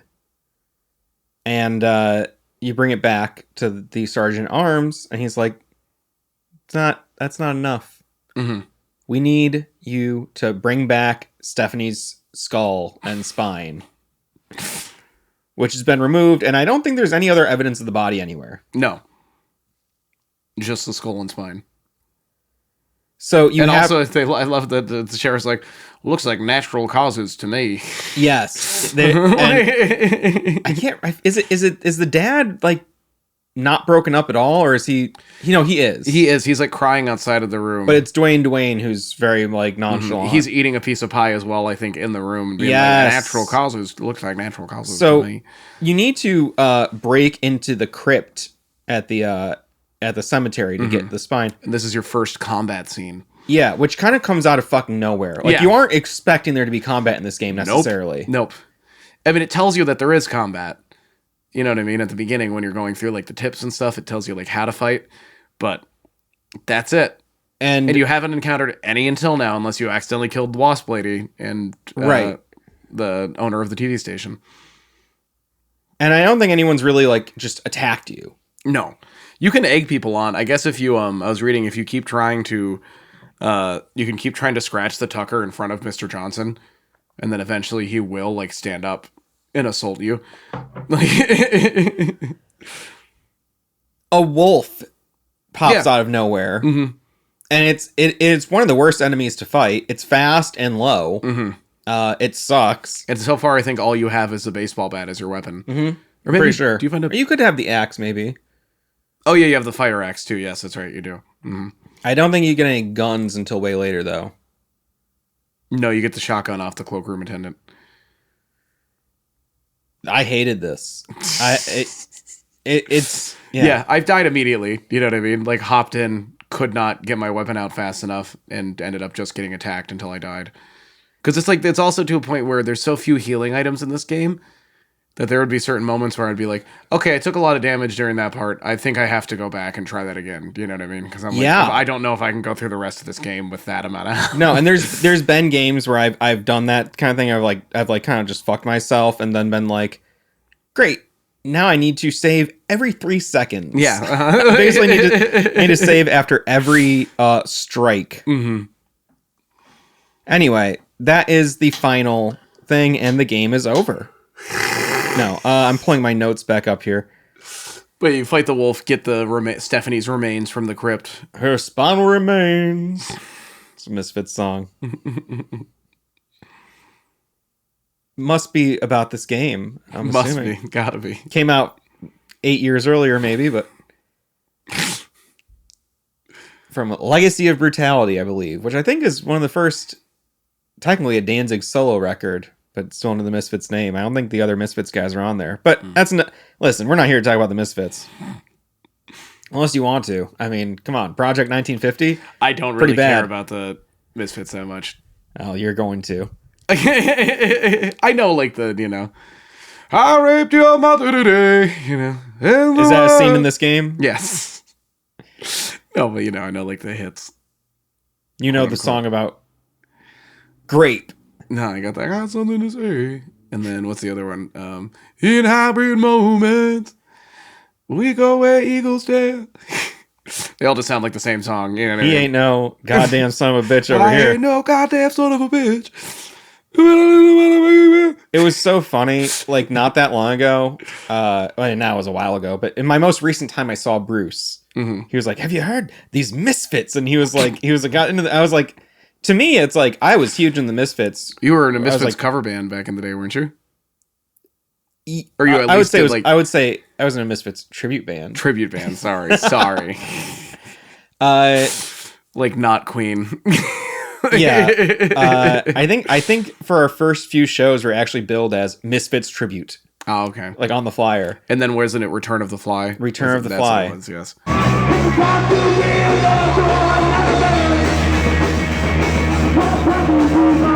Just to get the record straight, friend of the show, Nicholas Dubé, Mhm. had a Misfits cover thing he was going to do for like Halloween or something, and like Yeah. lost the band. Mhm. Like the band didn't work out or something. And I said, I'll help do that. And it was just supposed to be a one-off performance for like the Zombie Prom after the Zombie Walk. I don't know if people still do those anymore. I remember that was so big back in the day. And it was just supposed to be a one-off thing. Mhm. And we wound up doing it every year for like 7 or 8 years. And then for a short time, started just getting booked Yeah. and just doing shows not at Halloween time. It was supposed to be just a one-time Halloween thing. Still and having then, to put on the full corpse makeup for each performance. I don't think we did that. Your lead singer did at least every now Oh, and then. Nick would always do kind of, yeah. Yeah. Mhm. I would just get very drunk and spit at people. That'll work. Yeah, I think I did like eye makeup one time, like like dark just Yeah, like like fake runny. corpse paint with no white or anything. And I was like, this is fucking stupid. I didn't like doing that kind of thing unless it was like a real, I don't know. Even I'd love to do like an elaborate costume, but that to just be like, I'm just wearing like this with makeup on. It's like, Yeah. I do remember one time, Sarah was like a backup singer in the band. Yes. And she wore a top made out of electrical tape.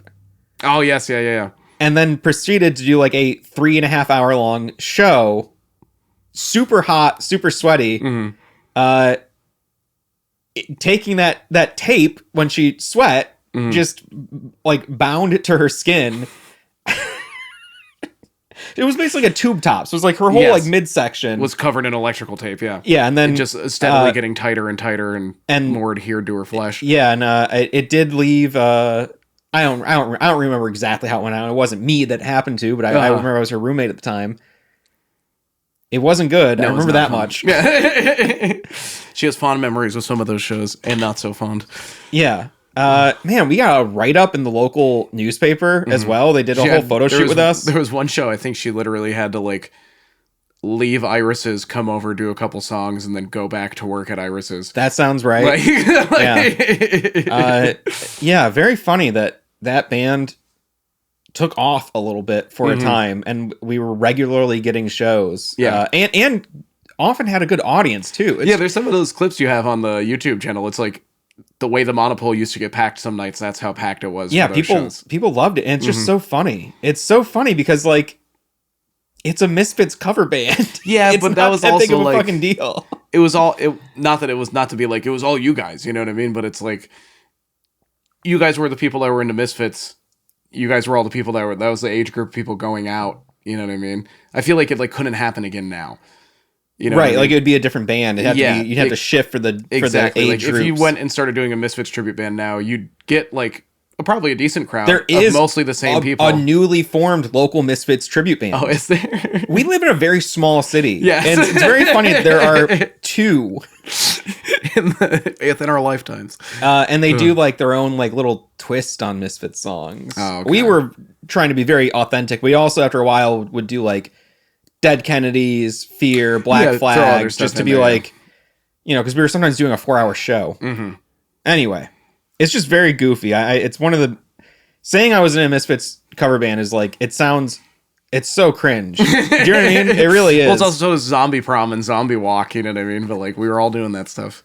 I never did the Zombie Walk. I mean, I performed at the Zombie Prom actually. I don't know that I went on a Zombie Walk, but it was always one of those things where it was like, we got to go do the Zombie Walk. But then it's also like, I was at the age where it's like, how do I get to downtown Plattsburgh at 8 p.m.? That's half an hour from where I live. You know what I mean? And then how do I get home later? No one's going to want to pick me up, and I don't know anyone who lives in the city. I'm 16. So I was 42 when he was 16. So I was all over that shit. Anyway, it's just very funny to me. Because it sounds like I'm the biggest Misfits fan ever. I just like... I do know the songs. They're pretty good, but I'm like also... Anyway. There's also there's an Emotron song about how every shitty band has a Misfits cover. And I always think of that. Like, oh great, it's Halloween. Of course someone's going to do their fucking Misfits cover. So when you get into the lodge, the first person you fight is Glenn Danzig. Yeah, and in this, you're playing the role of the bouncer behind the security guard backstage. It's one of my favorite clips is Glenn Danzig trying to fight a man who's like the size of the Undertaker. What is it? Was it One King Down or something? I can't remember the name of the band, but yeah, I can't remember either. He's a big guy. Yeah, he's got to be like he gets rocked. He's got to be like 6'5", 300 pounds, and Danzig's trying to pick a fight with him and just knocks him. Danzig's like my height. Yeah, and he's like a built guy. You know what I mean? To a degree. He's definitely strong. You know what I mean? I'm sure there's an amount of strength there because it seemed like he worked out a lot. He's got New Jersey strength. Yes. If you're not American, you might not get that. But... it's all upper body. It's all chest and biceps. The other guys in the band were lifelong bodybuilder types. Oh yeah. Like there's two brothers in the band, and they are like even still to this day, the one guy. That was a weird, incredibly. That jacked. was always a weird intersection for me. Was between like the punk and like the meathead. Yeah, kind of like And I get it, because it's like power violence, and you're just like, you know, angry, and you want to do shit, you know? It's like the Henry, I don't know, It's it's weird. Yeah, and it does weird. lead It's always to been weird to me. some, if they're not cool guys, Yeah. it's the fucking worst to be like, oh, great, this is kind of already like a no rules kind of space, and you are an incredibly physically dominating bully. Yeah. It's like, you could beat up everyone here if you wanted to. And it might happen. Uh-huh. So, there's a cat hair on my tongue. You get into the lodge proper, and there's like a valet there, and there's like a bunch of busts of presidents. Yeah, like actual presidents, not like Yeah. former lodge presidents, like Thomas Jefferson. And it's like it says like looks down at you glaringly or something like. Mhm. And you talk to the valet, who is Mr. Swell. Yes, Peter Swell. And this is where you start to realize, I don't know if we said it before, but the mortician and hotel owner, Mhm. two guys, same guy, Yeah. is also Sergeant at Arms, I believe. I believe so, yeah. He looks like... Sorry, itch. He looks like... Sorry, bitch. God, itch. He looks a little bit different, you know what I mean? But it is just like the way that his hair falls. And I think he might have a scar or something when I think he has a Master at scar. Arms. Yeah. So you start to realize, one, that everybody in the lodge might have a doppelganger, or were they playing a role? It's not actually explained. No, and it's never made clear at any point. And then there's a couple of them in the lodge who just seem like the same person, just in a different outfit. When then there's Yes. other ones, like you said, where like the Sergeant at Arms and then like Peter Swell, the valet, and a couple other characters. I think like, Sparky is the art curator, yep. And because then it's gay to like art. And then I think what's his name? Mr. Johnson is the clown. Oh God, I don't always encounter the clown. I didn't need on my to. first playthrough. Don't you need the Cupid doll? I thought, and the Cupid doll key. Oh, Which maybe. you get from the clown. After you go I past feel like the janitor. first time I played this, I had a weird glitch where I skipped ahead on something. It could be, and there was also the lodge is one of those places where it's like reading through it again. It seems like there's like multiple ways to get through everything, because it's like you can do this to get up to the second floor, or you can just walk in here and throw a glass of water on the fire, and it opens a door behind it. And Yeah. then you're there. So the other thing I was going to say is, in addition to there being like all these doppelgangers, the other thing you realize about the lodge is that this is where the game falls apart, basically. yeah, you are inside of an impossible structure, which makes sense when you get down to what Harvest is. You know what I mean? But also, it's like, it is also when it gets to a point where it's like, there's so many moments where I'm just like turning around and going back to the same set of doors on accident, then going back and being like, okay, this way, right? And no, and then It going to makes different doors and no then going in. sense. Yeah, and they're It's like, so oh, hard. they give you some esoteric riddle, and then you have to go, or they'll just be like, you need to find this thing. You're like, cool, what is that? You know, and I don't know what a Cupid doll is. You talk to the one guy and he's like, go, you need the Cupid doll. And you're like, I don't know what the fuck that is, and no one else has mentioned that this entire game, and I've been in every room here. Do you know what a Cupid doll is from like real life? No. Oh, that was like a very popular toy for a long time. Is it like the Cabbage Patch Kids? Not yeah, like way before that though, not as it was like, I think it was just like a rubber mold type toy, but you've probably seen them. They're the babies. They're like little baby dolls, but the baby has like a little like swoopy hair. Oh, okay. You know, like the sad onion. Yeah. Mm-hmm.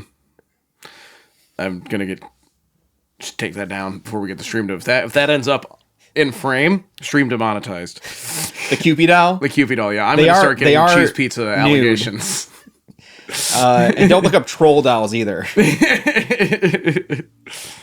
Those naked little freaks. No, are Labubus naked? They're covered in fur, so I think that's up for debate. And then if you turn them around, you can't see their buttholes.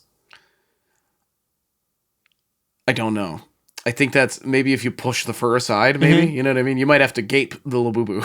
But This reminds me, I saw a video where a woman had a glass table and her cat was sitting on it. And she was like, people are often wondering, you know, when your cat sits down, are they doing bare anus? asshole on the And she was like, as you can see, no. Actually, furry cats. No, it was a short hair, I think. hairless cats. Well, hairless cats. Hairless cats. Their buttholes will literally suction to surfaces sometimes, and you'll hear a pop noise, like a little. I lived with a hairless cat. when they stand up sometimes. They leave like grease stains on stuff. A sweet little animal. I don't want to disrespect this person's pet, but the cat would like jump from like the ground onto your shoulder and then just get in your face, and it was always kind of oily. It felt very weird. It needed to like be like held in a special blanket because it would like, you know, it Get cold, I'm sure. And it farted constantly. They have a lot of issues. Like, you have to clean them very regularly. Yes, they won't it bathe needed themselves baths. normally. Because half the reason they groom is to get their fur neat and nice and looking proper. You know what I mean? If they don't have that, they don't fucking care. Oof. I don't know. Hairless cats weird me out. Not a I good love pet all for of me. God's creatures, but I'm like... Not yet. I don't know if that's one of God's creatures or if that's something that Yakub cooked up in the lab.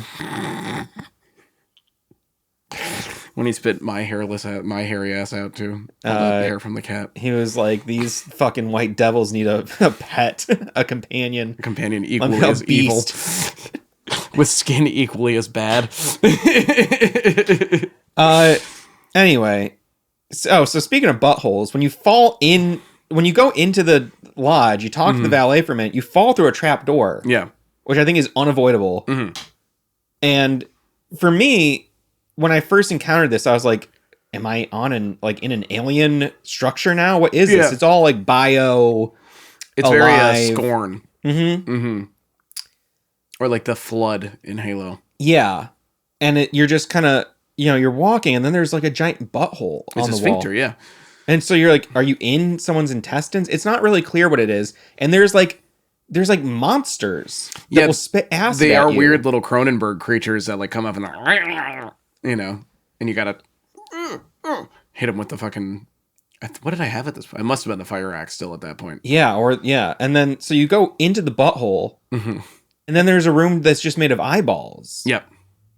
And then you go out and then you're just in a regular room. Well, you gotta walk over and you gotta slice the big eyeball open and then you crawl through it. And then you're just in a regular room. And this is where I go, okay. I don't know if you've ever played like Maniac Mansion or... Nope.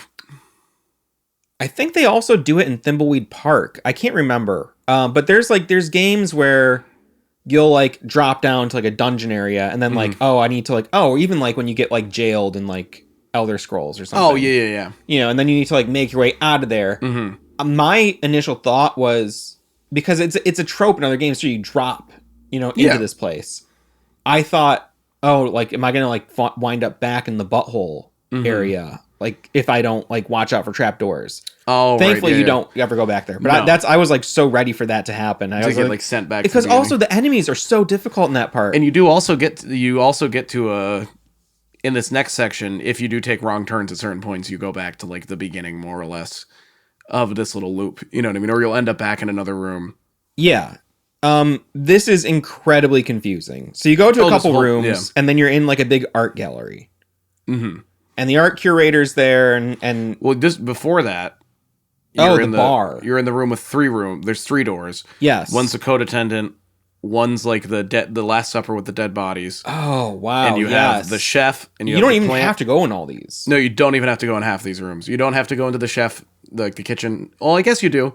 The kitchen you might need to. Because you need the mutilated body parts to feed the beast later in the water. There's the room with the bear rug and stuff. And that's the one that you technically don't need to go into. Right. But I also read that that's literally like a shortcut to get through this entire next section. Is if you can find a glass somewhere, like a vase. And you go into the kitchen and you use the kitchen sink to fill the vase with water, or the glass with water. You go into the room with the fireplace, you throw the water on the fire, and there's just a door behind the fireplace that takes you to the second level. Jesus Christ. Okay, Instead, I had to look up a walkthrough because I had no fucking clue what was going on. It's there's like there's like a saloon basically. Yeah, and you have to do a weird puzzle. You have to go interact with the beer, drink the heavy beer, black out, wake up, you find a key, use the key, open the cash register, get like $5 and $200, go talk to the code attendant. There's like a $200 bill. Yeah, there's a $200 bill and a $5 bill. But what we don't mention is that when you come out of the asshole, you're covered in stomach acid. If you get hit by the enemy spit acid, I believe. I thought it was just happening. I got hit by the acid. I don't think it has to happen. I got covered in acid, and I just kept dying. I could be wrong, but it's like a status effect. Yeah, which is another thing where I go, it's way more robust of a combat system than it needs to be. That there are lasting status effects that last outside of battle. I died twice. It's like Dark Souls without knowing what was going on until I remembered the Internet Historian video, the explained video, where he was like, "You have to get the acid off of you, or you'll keep dying here." And I was like, Jesus Christ. And then I talked to the cloakroom attendant, and he was like, "I need $5." And I was like, "I don't have any fucking money." I was like, I found 5 cents at the beginning of this game, and that's all I've had. And doesn't he literally washes your clothes for you? There's like a washing machine. Yeah, he literally washes your clothes. And then I thought maybe if I just kill him, he'll have other clothes on. There's that cloak hanging on the wall. I took the cloaks off. I can't put that on. Yeah. Mm-hmm. Terrible. You have to pay him to clean it. You have to get into the cash register. You can barely see the cash register. Yep. In the fucking saloon too, and it's like, I don't know, it's so small, and you can't interact with anything. I don't know. And then, like a weird version of you, like a ghost version of you, shows up. You have to kill it in the saloon area. Yes, that's when you drink too much beer, and that the ghost version of you has the key to the cash register. That's what it is. I didn't get that at all. No idea. And then I couldn't figure out how to get any further. I couldn't figure out how to kill the plant, because to kill the plant, you have to kill the chef, get his cleaver, get the mutilated torsos. There's a sandwich in there you can take. Then you have to move the cloak that's on the coat rack. Yeah. 2 things over. That opens a secret door where you can get shotgun shells and the scythe. And then you have to go and turn the light switch in the coat room to unlock a secret door. Go through that door. And then there's this isn't where the lava is. This is where I know. This is where there's the bridge with the bubbles coming up, and if you just try to cross the bridge, a beast eats you. Yes. I think I skipped a bunch of this. I think I may have done... You can skip all this. Uh-huh. It's very frustrating to find out. Basically, this is because the water thing wasn't in the walkthrough I had found when I got into the lodge and was having trouble. Right. And then the second walkthrough I found was you can also just throw water on the fire and skip all this. And I was like, fucking come on, man. Not that it wasn't fun to experience all of it, but it's like Salazar's castle. Oh yeah, it's just here's the lava room. Yeah. Here's the room with the giant wheel. Here's the basement full of bugs, basically full of here's our Olympic-sized pool with a sea monster in here. Yeah.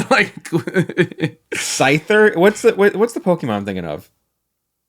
Scyther is one of them. Scyther's the bug guy with the. That's what it feels like. The demons in the butthole room are basically to me. They look like that. They're oh, kinda, yeah. Don't they have I feel they some of them have a little weird. They all look different. I think you encounter 3 different. You could encounter a few of them because you can just do a loop.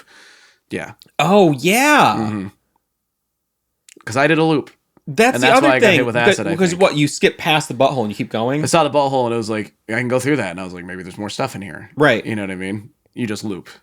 There's a bunch of stuff like that through this whole last section of the game where it's just if you didn't go in that room, you would never have encountered this really hard enemy. Mm-hmm.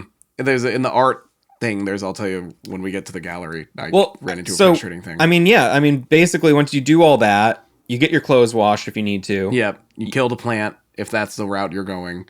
Yes. Mm-hmm. And then you do get to the art gallery. Yes. The art curator is just art is interesting, isn't it, Steve? Mm-hmm. And there's sculptures and shit you fight. There's living sculptures, and it's the first time I was going through, first sculpture I killed had the key on it that you need. There's 4 sculptures, and one of them First sculpture had the key, and I was sick. Went through the rest of the thing just to see if there was anything else. Passed the door that I could now unlock. Fought 3 more sculptures, died on the 3rd sculpture. I was okay, cool, I'll just kill the first one and get the key. It's randomized which sculpture has the key, so then I had to kill all 4, and the 4th one had the key on him, and Jesus. I was fucking A. Now, throughout here, this, And there's nothing else for you on that floor, other than that door. Right, in that main, there's other, there's a bunch of rooms off of this region. I can't remember exactly if you go into that room next, but there's I think it's when you unlock the door and then you go in, and then that's the one where there's like the many paths. Okay. That's when you start running. I think that's when you start encountering the trials. Or no, that's way later. Yeah. That's the last thing. There's another big area where there's a room where the walls are just like broken glass, maybe all over the walls, and a big guy just like lumbers at you. I think this is an optional encounter. Oh, and there's just a chair in that room? Yeah. No, that is later. I mean, that is coming up very soon. Right. Well, that's what I'm saying. It's like there's like a janitor that you can't get past. There's the chess master. There's the clown. Yep, the clown is after the janitor.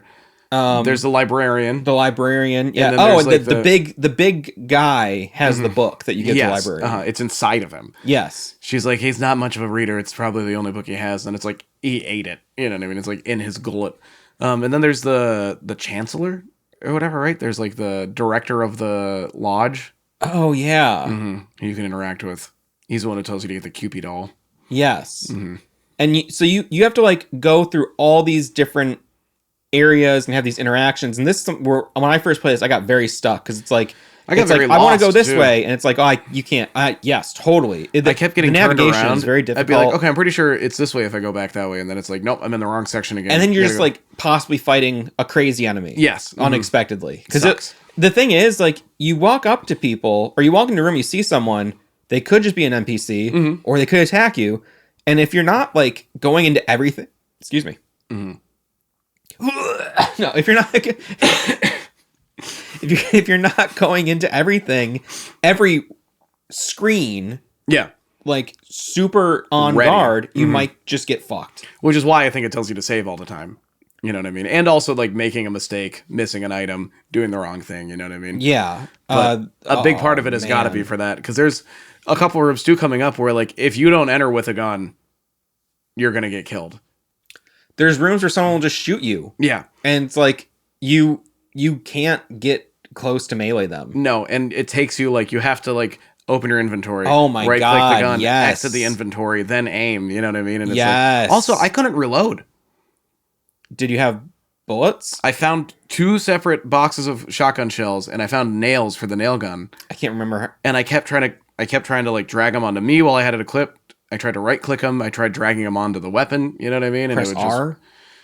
I did. I pressed R a couple times. And it was every time you just go, that's not right. That's not right. I was like, fucking whatever. Jesus. Very frustrating. So there's a janitor that you can't get past. He's like, you can't walk through. It's like a ballroom. He's like, I just mopped the floor. I was trying to get past the janitor for so long. You just gotta fucking kill him. You just have to kill him, yeah. I didn't realize that. Mm-hmm. I was like, I really thought that there was like a peaceful solution. Because I was like, why would I just kill this NPC for no reason? Mm-hmm. Maybe there is that we don't, you know what I mean? It's possible. I guess we can check. Janitor. I spelled it Janutor. Yeah, this walkthrough is just like walk in, immediately kill the janitor. Oh no, but yeah, it says you just have to kill the janitor. Okay. Mm-hmm.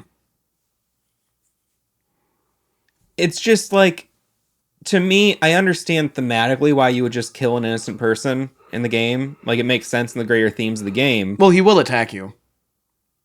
But he won't attack you unless you walk on his floor. Yeah. Mm-hmm.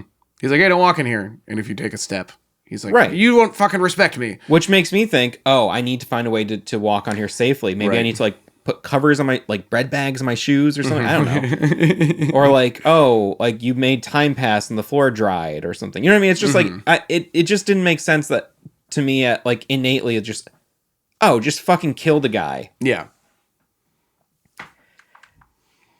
When you eventually get through all of these little scenarios, I can't even remember like what the actual order of events is there. I think you got to do chess master. Oh, and the chess master, you have like a little chess game. You have to do some, like, I think you play chess and you can like not win it at all. And then like a weird animated chess piece attacks you and you have to kill it. And then if you kill that, the axe just swings and hits him in the fucking head. And splits his nugget wide open. There's a key in his head. What I love too, though, is that there's another scar, a huge one already on his head, as though to imply that like this has almost happened before. You know what I mean? Like, But yeah, I like that you don't need to play the chess game.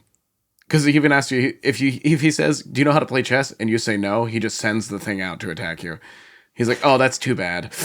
Like, I love this part, even though I think it sucks. Because it is like, to me, it is just so crazy to see all these different characters. Like they're very interesting. They're very surreal little vignettes. And I like the unpredictability and variety of it. It's like very interesting, even though it's like confusing, frustrating, poorly designed. Yeah. You know, I don't know. There's like a bunch of like I could really lodge some criticisms against this experience of playing the game, but the creativity and sort of just like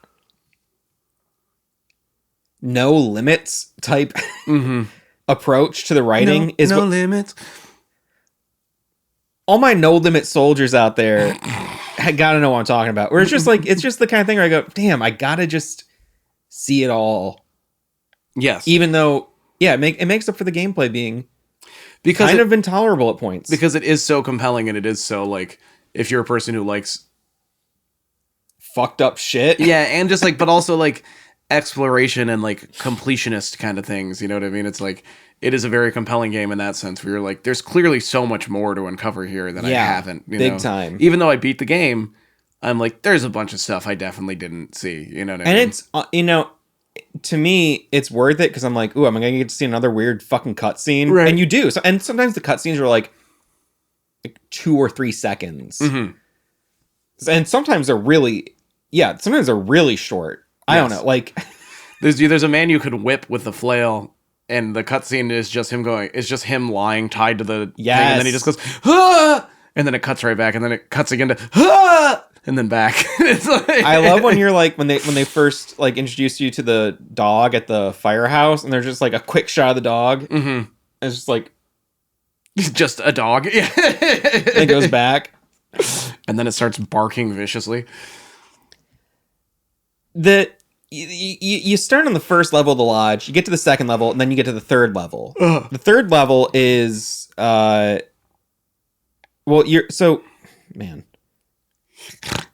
do get the nail gun from the janitor when you kill him. That's a decent weapon. And I think you use it again in Alan Wake's American Nightmare. You're climbing this rope, and every time you pull on the rope, you hear a scream. And you don't really even understand what that is. I think you say like it sounds like a woman screaming, right? But you don't. You assume it's Stephanie because everybody in the lodge is like, women aren't allowed in the lodge, right? But and you also thought Stephanie was dead. Yes, but the director says something along the lines of like, "There women aren't allowed in the lodge, but if there were to be a woman, there was a woman brought in earlier. I didn't get her name, you know what I mean? But she's up on the 3rd floor." And there actually are a bunch of women in the lodge. Yeah, there's a librarian. There's a brothel. The brothel was the mother. Then there's the dark-haired woman. Yep. So yeah, there's a bunch of women. But then when you ask the librarian, the old lady, when you ask the librarian about that, she says, "Well, I'm not a member. I just work here." You know. Right. Okay, I thought you meant like inside of the building, the lodge. Oh no, well that's like they cover Fuck, sorry. I'm offended. So this third level is rather than just walking into random rooms and being attacked by people, you walk into random rooms and people go, "Oh, initiate, welcome to the temple of the mystery, of this." And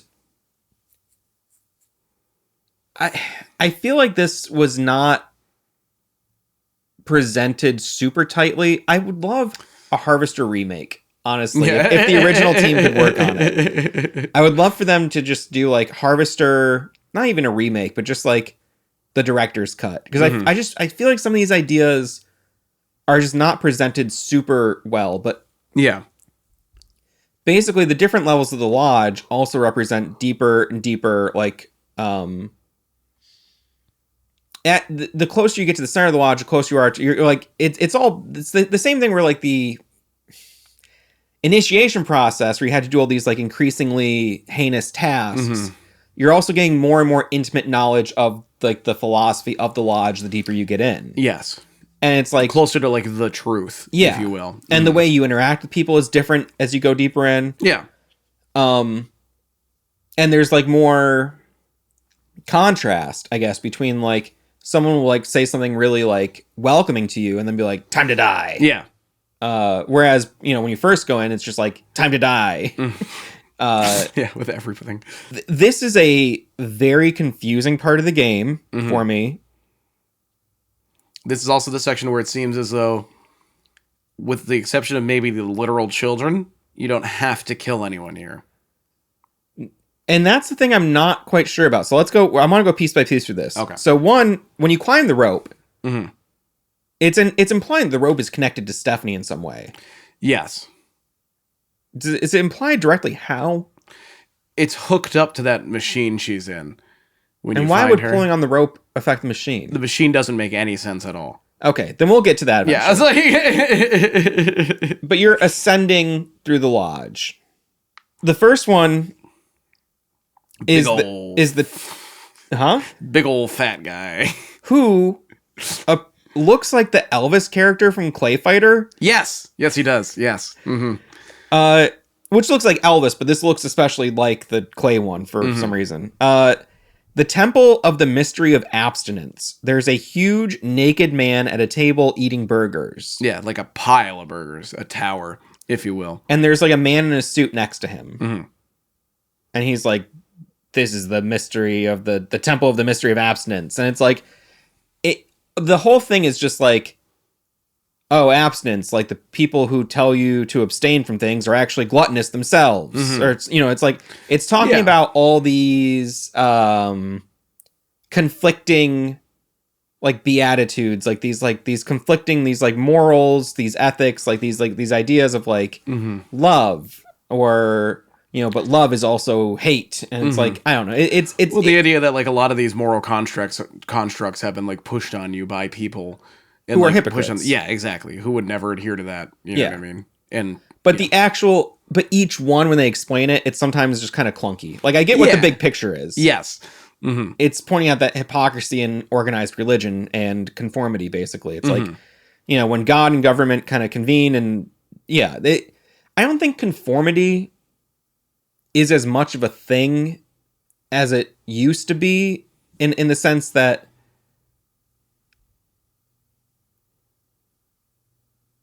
I think population kind of control, like PSYOP stuff, like there used to be a very like strong emphasis on conforming in the way that this game kind of plays on, and like these like, you know, these like, you see these like 1950s tropes.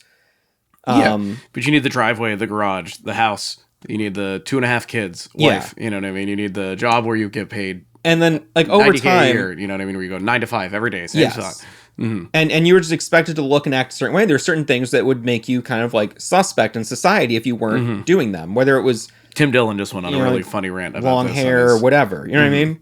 And then I think what's happened, and I haven't heard, is on the most recent episode. Yes, I haven't listened to that in full yet.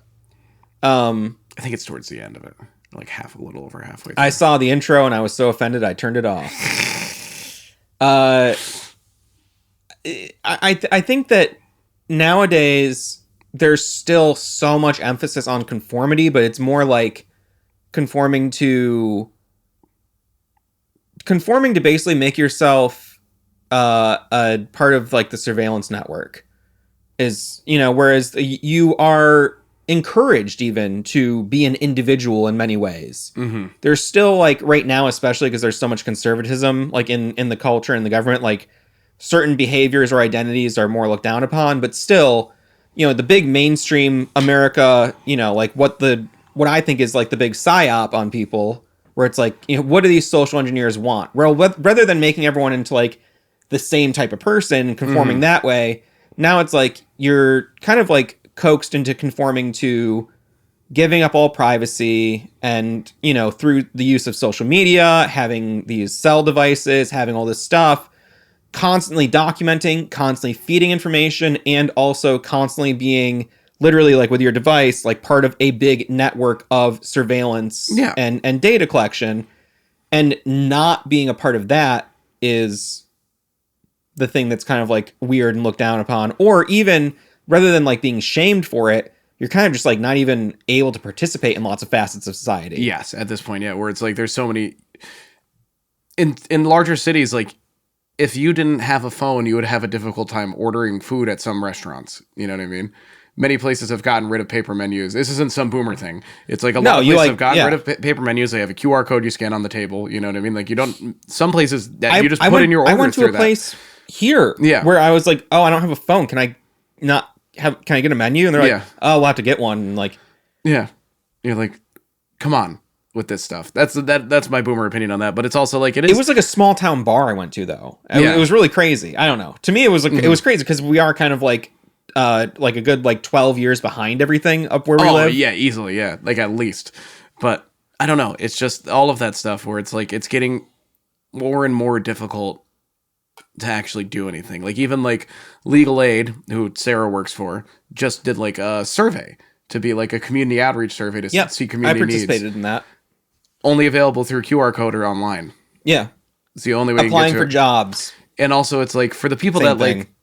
For Legal Aid, which is like a nonprofit that does good work, for them to be like that out of touch. I mean, she's literally having a meeting they're having a meeting to talk about this, but it's like to be so out of touch that you're like, okay, the people we're mostly serving are people who are incredibly impoverished. Right. If people don't know, like Legal Aid is like Legal Aid Society. It provides free legal counsel and resources to anyone who might need them. Yes. As long as you're under a certain like income. Right, you would actually need them. Like and even then, oftentimes they can find ways to help you, even if you're like just over it. You know what I mean? There's waivers and they can give you just legal advice. There's certain people who just do that.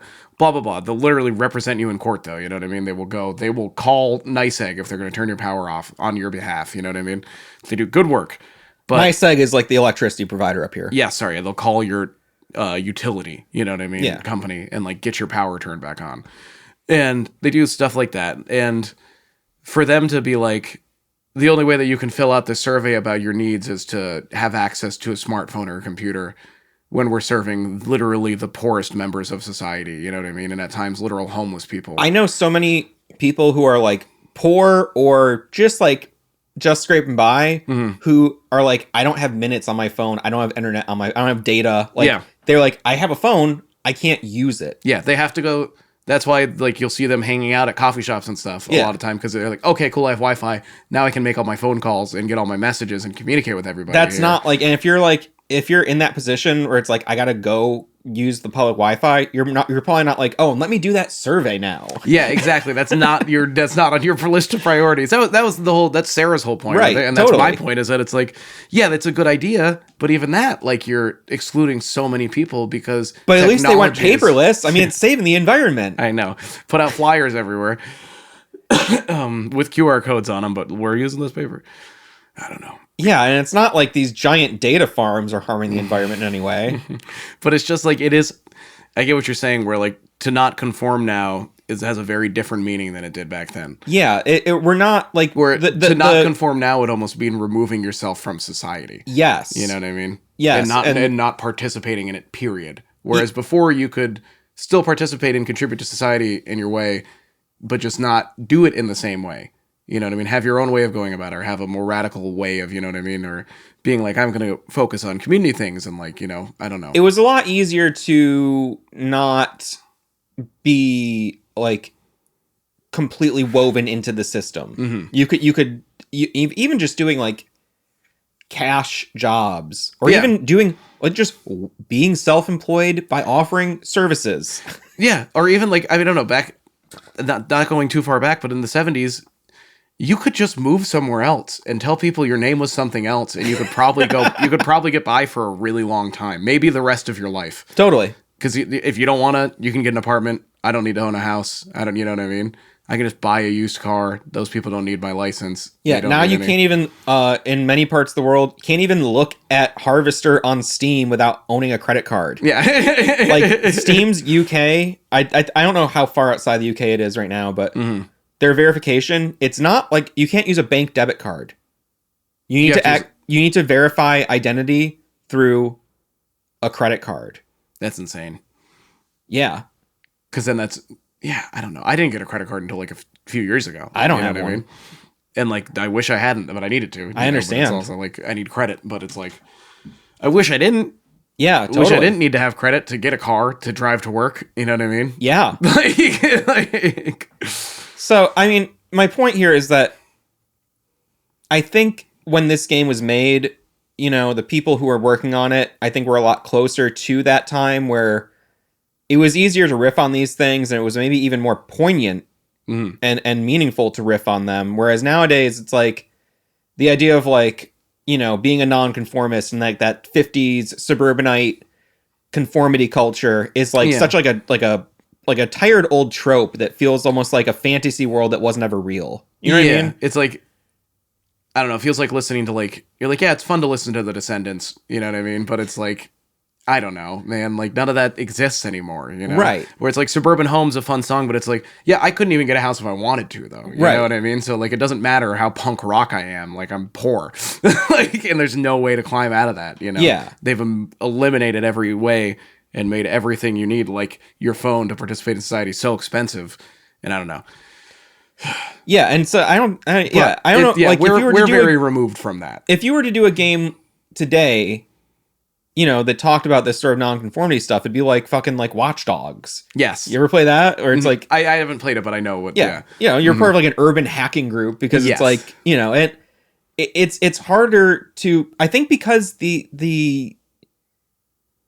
something about the big psyop stuff, it's been like, you know what, actually being an individual is good. Everyone should be an individual, and never consider the fact that you're part of a larger thing. You can't remove yourself from it. We're all part of like class culture. Like we all are on the same economic level, and making us as like the regular, you know, working civilians, forget that, and then pushing that divide even further and putting more people into this bracket.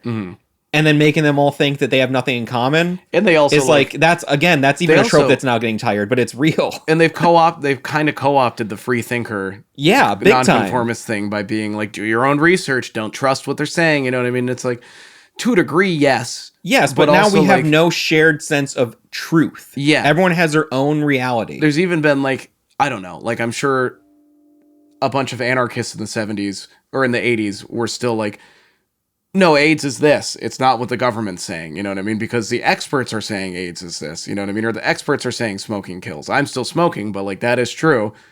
It gives you cancer, you know? I don't know. It's just like the vaccine thing's the insane thing. But like the whole idea of just being like, do your own research. You don't have to listen to those experts. And it's like, no, you should. People who have dedicated their lives to trying to better humanity through like scientific research, you should kind of listen to them. You just need to hear what they have to say and trust them. At least more than yourself if you don't know anything about that. Yeah, it's also impossible though to like the thing that I don't think gets brought up enough when we're talking about these topics specifically. It's like, well, there's this study or this study. Who's funding the study? Yes. Because in America, and this is true in other places, I'm sure, but there's like certain things that are illegal in other countries are legal in America because when they do scientific research, it seems like it's transparent and for the public health. Publicly funded. Now, when we do scientific research, if someone's like, I sell cigarettes, I need a doctor to say cigarettes actually are good. Yeah. They'll just fund a study. Suddenly there's things suddenly Andrew Huberman's on podcast talking about how nicotine actually helps to prevent Alzheimer's. And you know what I mean? Like stuff. That's why everybody's on Zins now.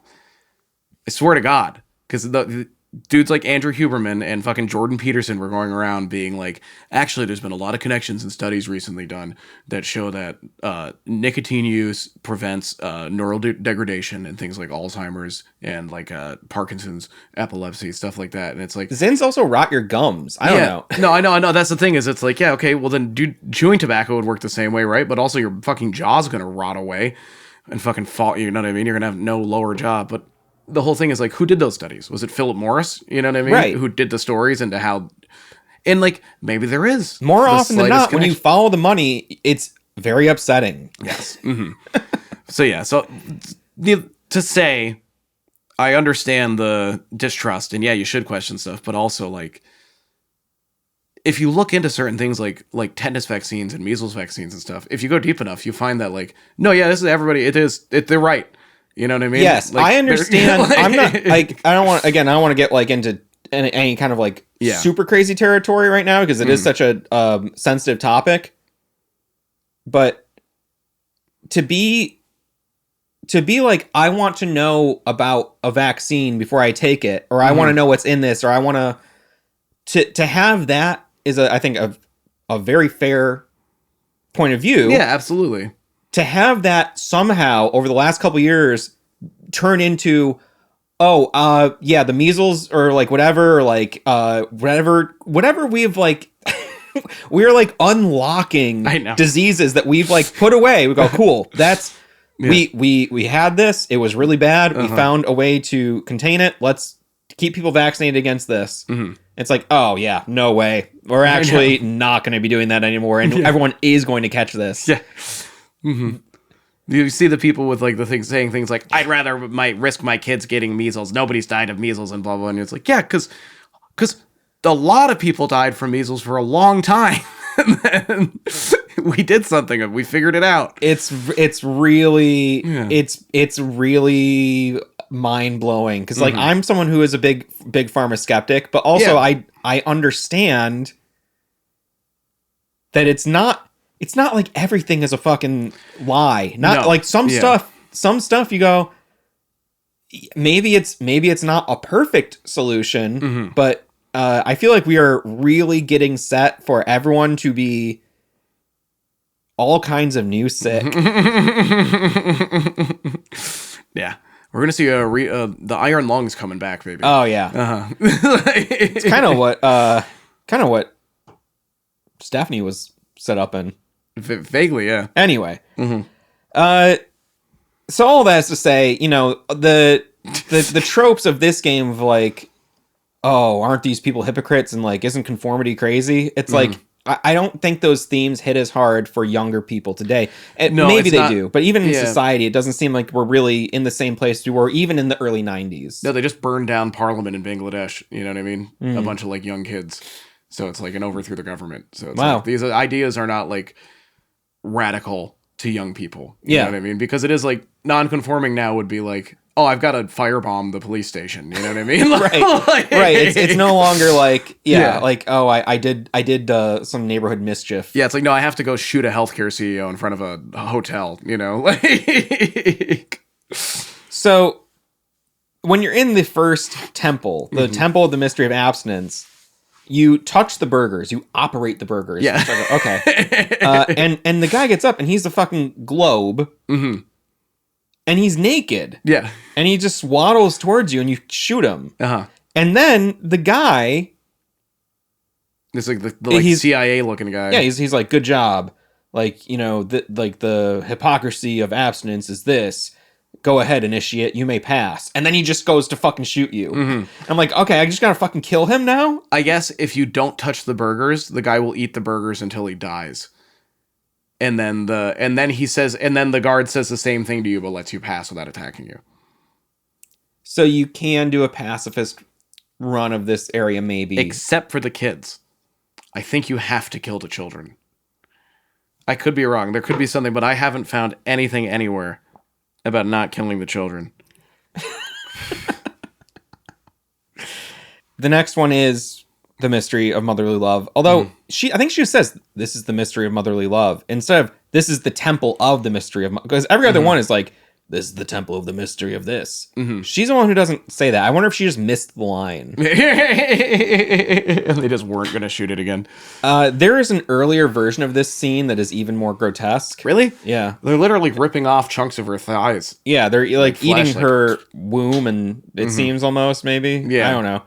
But she's on the ground and she's like, you know, they say that childbirth is fulfilling or something, or having a child, but it's actually very draining. That's the mystery of motherly love, is that you give, I don't know. And then, so basically she's got these three and they go, mommy's so good. Yum, yum. Mommy's so good. Yum. Strawberry.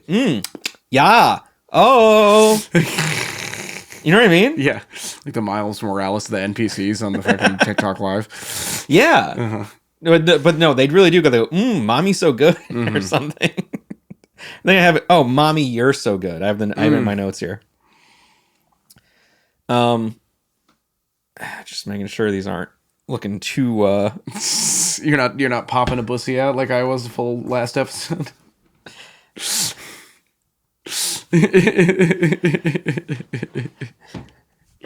I don't need someone to do a red bar style inspection of my lower area.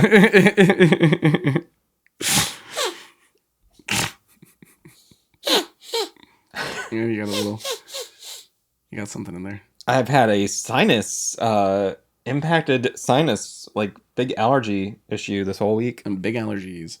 I haven't done allergies have not been fun. I'm powering through this year though. I'm not taking any histamines. Cool. I feel like every year that I've taken allergy meds, it's like this is the most mild it's ever been, and I'm not taking any. Hi, Papa. I didn't last year either, so I'm like thinking last year was kind of rough, but now we're good. All right, buddy. We're close to finishing this up. Yeah. And then we'll hang out. Well, you guys will hang out. I'll probably go home. Come here. Come on. Hi. You talk to the mom. She's being eaten alive. Mm-hmm. And then the kids just get up and attack you. You have to kill 3 children. You have to kill all 3 kids. And then you don't have to kill her. I did. You don't have to. I know. You also don't have to kill the woman cowering behind the bar in Max Payne 3. But yeah. No, I think she starts shooting at you. No. Oh, no, there is one who doesn't. Yeah, she's like the nice lady that you rescue. Yes. From the goons. Yes. You can just, I remember doing that and being like, oh, I didn't think I could. I was just seeing if I could. You know what I mean? It's like I tried to shoot Ed Booker during the lake house scene. I was just at the shotgun in the dining window, and I was like, come on. I know you're a Taken. Next is the Temple of the Mystery of Religion. Although these might not be in any particular order. No, they are. They're in the right order. Again, because in some of these there's like sometimes multiple doors in them, and if you enter them, it'll take you back to the previous temple. Okay. This is another one where you just like there's like 2 initiates and like a guy, and I think you can do some kind of like little riddle. Yeah, he asks you questions. It seems like there's no way to know how to answer them. It seemed like trial and error to me. Other than just guessing them correctly. I tried it like 3 times, couldn't get them, you know what I mean? And so I was just like, because there's like 7 questions. I thought there was like 3 or 4. It gets to like 7 of them, and I was just like, screw this. You just kill all of them. You know what I mean? They just attack you and with like weird sacks. Yes. Mm-hmm. And you just murder them with your scythe or chainsaw. And when you leave, you're basically in Vietnam. Yeah, you walk into like a literal like Vietnamese hut that's just like full of dead bodies, like mutilated disemboweled people, rotting corpses. If you click around in here, you can find some shotgun ammo and some rations. There's the war veteran who's in the next room, who is... I couldn't figure out who this is. Yeah, I couldn't either. He looked like Mr. Potsdam, kinda. Could this be Dwayne? It could be Sheriff Dwayne. It could be. Because I think Loomis is the beggar. Yes, I think that or Mr. Boyle. Too. Could be Mr. Boyle. Oh, it could be Mr. Boyle. It's very hard to tell. It is, because some of them have... Like, I don't think the chess master is anyone else.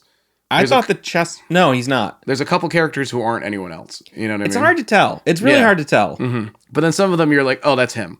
You know? Yeah, sometimes they alter their faces more. Mm-hmm. And this guy's always, like, down on the ground, ready to commit seppuku, it looked like. Yeah.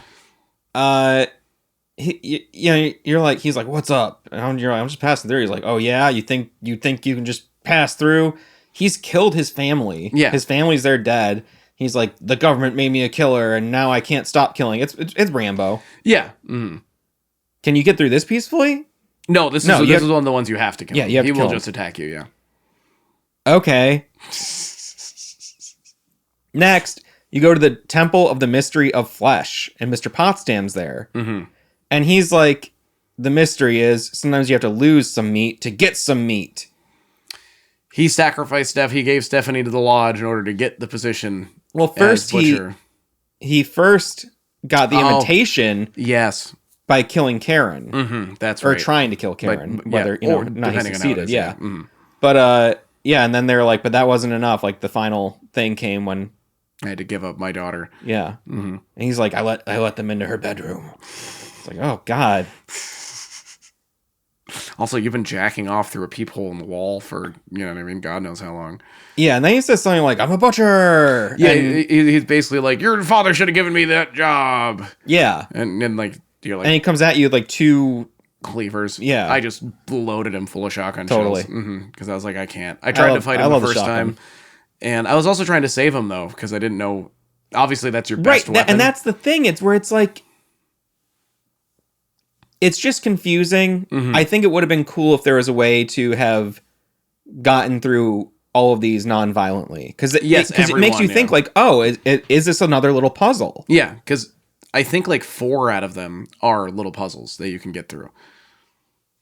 And this is where I think like I would imagine the intention was for this to be a lot more, to flow a little better and to maybe be something where it was like this like you know, maybe there was like a non-violent path that actually meant something more. Or, Right. Well, because it seems like they're based on the ending. It seems like it would make a lot more sense for there to be a full pacifist or a full violent. You know what I mean? Agreed. Solution for each one. So I don't know. Next, you're done. It seems like with the palace, with the temple stuff, but you're not. You go to the Love Palace. Yes. And it's like it's $200 to fuck one of these girls, and you don't have to do it. I did it the first time. I did. Uh-huh. And you get a strange cutscene. It seems like she's maybe sucking you off. And then it's like, you shouldn't have picked Crystal. She hasn't been feeling good lately. And it shows her crotch bleeding and like oozing blood. Yeah, and there's green like stuff. there's like warts and purple marks all on her thighs and Yeah. stuff. Yeah. And you get an STD, which will kill you like the stomach acid. Yes. And So- how do you get rid of the STD? I didn't the first time. I just reloaded and didn't have sex with her. Okay. But there is a vaccine on the floor in the torture chamber. Okay. Which you'll get to soon. Yes. Next, it is just a hallway, but it's the Temple of Beauty. Yes. She calls it. It should be the Temple of the Mystery of Beauty, maybe, but I don't think she calls it that. I don't think so either. The dark-haired woman, who I think is unique to this. I think so as well, yeah. Don't think she has a counterpart in the town. And she's like, look at my skin, it's so nice. My hair, my eyes are so nice. And you can either be like, you're not that pretty, toots. Or, Yes. yes, Yeah, no, you are. you pay her a compliment. She goes, ooh, and what else? And what else? And what else? And eventually, you can give her a mirror. Which is on the floor of the brothel. And here, see for yourself. What else? And then very much Well, like the first, wall. she screams, I'm fat. Oh, yes. Yeah. I'm fat. And then, And then, much like in the wall, peels her fucking face open. yes. Like, rips you can see, like, her jaw, you know? And she's like, what about now? Am I beautiful? And you're like, sure. And you I'm just gonna walk go. away. Yeah. And it's like, I don't know if there's like a way, like if you insult her, does she attack you or something? Yeah, if you insult her, she attacks Okay. you. And she has, So like... this is another one that does have a pacifist. Yes. Solution. Where technically you don't do anything wrong. Okay. Next Next one doesn't. is the Temple of the Mystery of Charity with the blind man. Oh, no. It's the, I'm sorry. It's the Temple of the Mystery of Pain. That's where there's the torture room. Yes. Yep. And there's just like I don't know, like a sex slave guy on a table getting This one- flailed. This one, you have to kill somebody. But you can either not torture him and then the guy attacks you, like the executioner or whatever, you know what I mean? Or you torture him and you kill him eventually, and then he lets you pass. So... Then it's the Temple of the Mystery of Charity with the blind man, who you just have to kill the blind man. I'm pretty sure. Yes, there's no choice here. Just kill this guy. He's on both of them. It's like talking about like giving and stuff. He's like, the only thing that never stops giving is death. Well, the thing is too that my second time, because obviously the first time I got STD died. I had my $200. Obviously, the first time I got an STD and died. Obviously, the first time I fucked until my dick fell off. Second time, I had the $200 still, so I was like, "Oh, can I give this guy the money and maybe get through?" No, can't. It doesn't let you because you can't. You don't get to a point in the conversation. He asks you if you have money, and you just go, "No, I don't have anything." It's like the only option. Right. And beforehand, you can't like give him the money. You know what I mean? Right. So there's just he's just going to attack you. This is the stuff where I have a tolerance for these things, but this is the part where I understand, like, to me, this is like it's kind of bad. Yeah, no, for sure. And I don't mean to like insult the game. I love the game, but it had a very troubled production. It was 2 years past its date. Mm-hmm. There's a lot of flaws, but I don't mean to say like the game sucks. No, but there's just something. I don't want to sound like I don't absolutely love it, because I do. It feels like not fully completed or fully thought out. It feels like some of them they just rushed through, and the fact that you have an option at the end that just kind of go, "I'll just kill everybody and I'll get to the end." Yeah. That's kind of like that. I do love the openness of it, though. You know what I mean? Like I like, but it doesn't feel like it feels like the openness is kind of like a concession they kind of give you to be like, well, you can just do whatever, but it doesn't feel like it has like the weight that it maybe should to be that open, and it doesn't like fully deliver on the promise of a complete open world where you can do anything. But it does do it pretty well, especially for a mid-90s PC game. Yes. Where the only thing I've ever played that was more open world than that from that era is Outcast. Okay, you know what I mean? That's truly it. Like 1.1 or whatever. Outcast, I think it was like 1999 or something too, right? I think that one would have been 98 or 99, yeah. Yeah. And there's other, I would say maybe like Planescape, Torment, there's a couple like CRPGs that are pretty, even like Fallout's pretty fucking open. Fallout's super open. Chrono Trigger's pretty open. Chrono Trigger's pretty open for what it is. Yeah. It's just like, but nothing in this style. But it's so, those are all CRPGs or RPGs. You know what I mean? This is like so like, it's almost even closer to something like Shenmue for me, where it's like the degree of exploration and like going through time and these timed events and stuff. There's like, it's hard to explain like how, because it has been like 25, 30 years. Yeah. The idea of like a game where you can just go anywhere in the town at any time and have these like rich interactions, not only with the people, but the environments, and like use different items, and like many point and click adventure games had something similar, but on a much smaller scale, and it wasn't always like this, like a realistic little town that you could explore and go around. And it's like in a lot of those games too, it would be like when you got the thing where you're like, you got to use the fire axe and the tape to crash open the window. You know what I mean? The fact that you can use the tape and then any weapon you have, really, you know what I mean? You could use a wrench, you could use a baseball bat, and then same with like keying the car, where it's like, you don't need to find the screwdriver to key the car. You can use any sharp object you have on you. You know what I mean? It's like the stuff like that is that's the stuff that I was impressed by. Where it's like, oh, that's pretty cool. That like, even though I found the screwdriver in here, I should probably use that. I can just use the key I found an hour ago. I think it could be easy to take that for granted. But you got in some ways, but it's just cool to have even that degree of, it doesn't really fucking matter. No, you could use anything, but the fact that you can use whatever you want logically, it's like what made those first few cool GTA games so great. Exactly. Where it's like you're like, okay, I know in this cutscene this guy's gonna come back like flying out of this garage, you know what I mean, and I'll have to chase him and I can't catch him.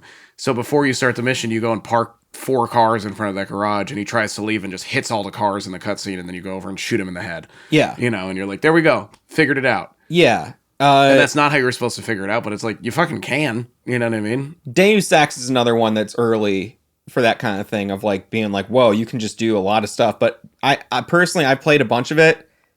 I think it's kind of hard to get into. Deus Ex, yeah, it's hard to get into.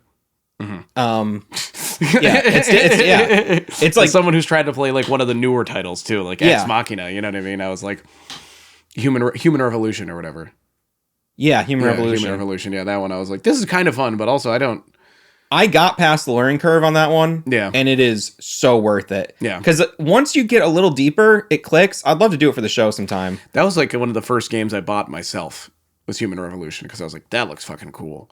And then just couldn't. Yeah, it took. Yeah, I think you'd have fun revisiting it. It really does open up in some crazy fucking ways, and I think I got like all of them for free through Amazon Prime. Yeah, probably. So, I was like yeah, it's just hard. It's hard to explain nowadays how rare it was for games to have this degree of interactivity and depth and realism, even though it's, also at the same time totally surreal and unrealistic and frustrating. And at points, like we said, just bad. You know, there are points where I think it's just bad, but even at its worst, it's still entertaining. Yeah. And it's still unique. Mm-hmm. And I wish there were, it's similar to Deadly Premonition, where it's like, my God, what a game. But you do need to have a certain tolerance for games being a little broken or unfair. Yes. Mm-hmm. Deadly Premonition was very much that. We've played a few games like that, but I do like MDK2 as well, I would say. But I like I like finding the value in there. Yeah, I mean? Well, it's crazy because I played other games where there isn't the value and just go, oh no, this just does fucking suck. Yes, there are. I've played just bad games, but then there's like, it is, I don't know. It's fun being like, okay, but they're trying to do something cool and they're so close. You know what I mean? Like, they're so close to doing something I would like a lot more, but I like the bones of it. You know what I mean? And there's, even just the promise of what it could be somehow shoots back a little magic onto what it actually is. Even though it's like reaching, you can tell. Yeah. It's cool that they were reaching. Yes. It's cool that they were trying to do something they clearly were like, I don't know if we're going to be able to pull this off. Man, one game that I think you're going to have so much fun with eventually is the first, and it's crazy we haven't done it yet. Not the first, but one of the earlier, the game that they did before Heavy Rain. Oh, okay. Because yes, we talked about it, but we haven't played it. It is bananas. Yeah.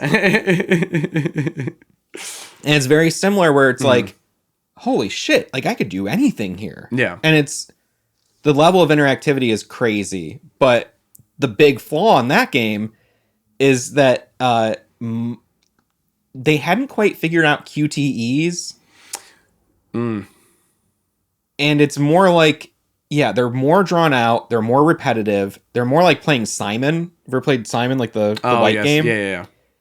And they're done through very awkward keyboard controls. And it's really fucking rough. That was one of the weird things about Harvester. Felt like at a certain points it was like certain ways you had to do things. Like in order to attack, you could either just click the right mouse button and point it in whatever direction you wanted to, up, middle, or down. Yeah. But then the other option is you hit control and then use the arrow keys. Yes. To attack. And I'm like, that doesn't make any fucking sense. And then even the thing that's like, when you had to like, put in the next disc, when it get to that point. I think there's two different commands. But no, for put in the next disc, what are you going to say? When it was like, when it gets to the screen where it's like, you clearly finished this section, put in the next disc to continue. It has you hit like control.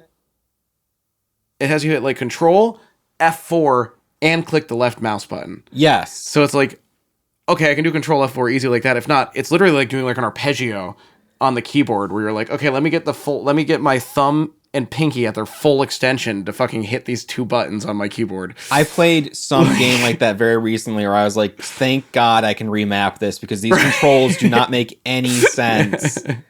Oh, there was something like that. I think it was Threshold. It must have been Threshold. It was like, it had to be something we both played. It was Threshold. I remember I was like, why am I doing... I don't want to like go all the way over for this. Yes, it must have been that. I want to be able to do left hand, right hand. Yeah, that's how it should be, but that's not, Also not how Harvester was built. Like if you want me to go from hitting like, you know what I mean? Yes. It's like, I have to keep using the mouse. And now also you're like, I don't know. Next up is the Temple of the Mystery of Mercy. There's a gladiator. You're just in the gladiator's arena. And you're in the Colosseum. Yep. And there's two old people on their knees. And it's like the final test. Kill them. Yeah. I had read beforehand that you can get a sword from the gladiator. So I killed the gladiator. And then I killed the old people with the sword. I think if you kill the old people, the gladiator just lets you go. Yes. He will. But if you're like, no, I'm not going to kill them, that's fucked up. He says, well, then you must. I think they go down in one hit. The old people, yeah, they do. They go down in one hit. Which is funny because later in a minute here, you have to kill someone else who does not go down in one hit. Next, you go, and this is a thing that I was so baffled by, it made me wonder if I fucked up. You go into a room full of TVs, and there's a guy standing it's the TV from your living room. Yeah. And it's like, for some reason, like Range Rider's there. You know what I mean? He like looks like Max Headroom or something. He looks different. He's like a static ghost. Yeah. Mm-hmm. And he's standing on the TV, and then he like makes like a Oh no, he makes the static ghost. That's right. Yeah. yeah. Well, yeah, he makes like a guy appear, Mm-hmm. and then he makes like a robot appear. Yeah. You kill both of them, and then he disappears into a burst of static. Mm-hmm. There's no dialogue. It's Nope. not a temple of mystery of anything. Nope. It's just like a weird little mini boss. Mm-hmm. That if you don't have your shotgun out when you go in there, that guy with the first guy he makes appear will just and you're dead. Yeah. Mm-hmm. And you like have to get the first shot off. Yes. And yeah, I know you said it already, but man, if you don't have a weapon equipped, equipping it takes forever. Yeah, it takes, and oftentimes because you're in a bit of a panic, I'll open inventory, and then instead of right-clicking, I left-click the item, and then I'm dragging it, and then and then I have to exit the inventory, and then I have to open the inventory back up, and then right-click it. And it's like, it's this panic.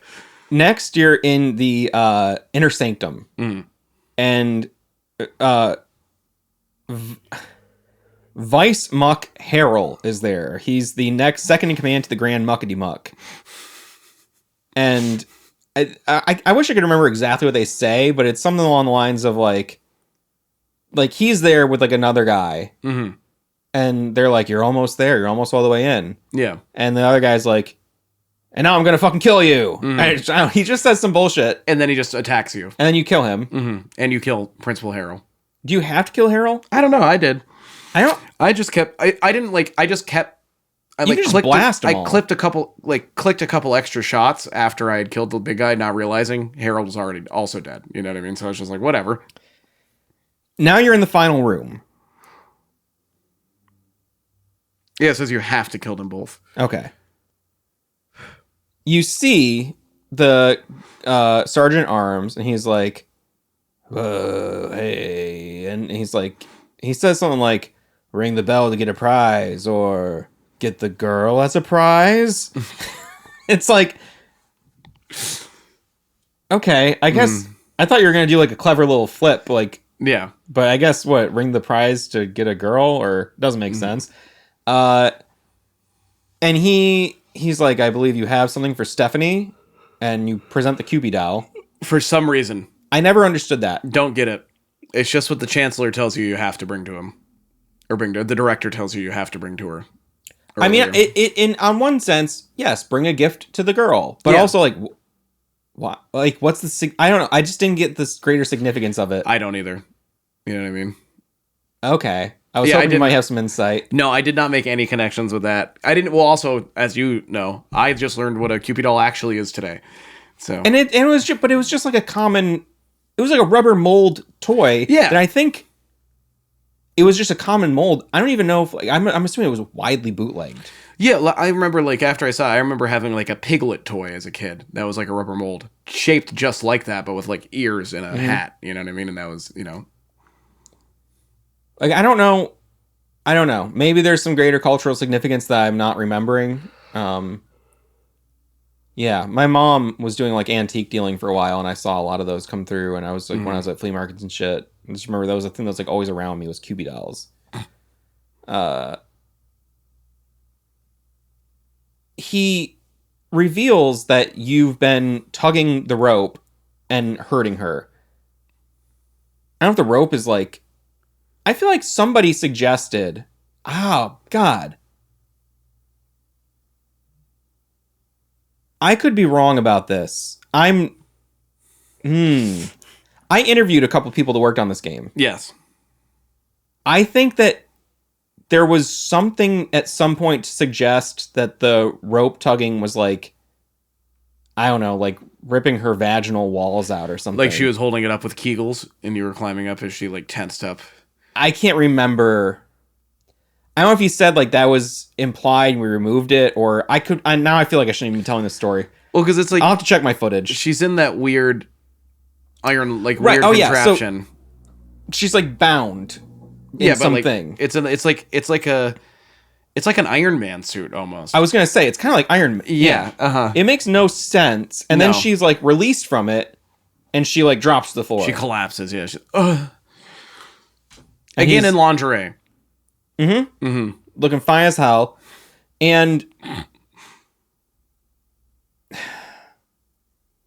Is this where they explain? I think this is where he explains. He's like, look, Harvest Oh yeah. is a simulation. Mm-hmm.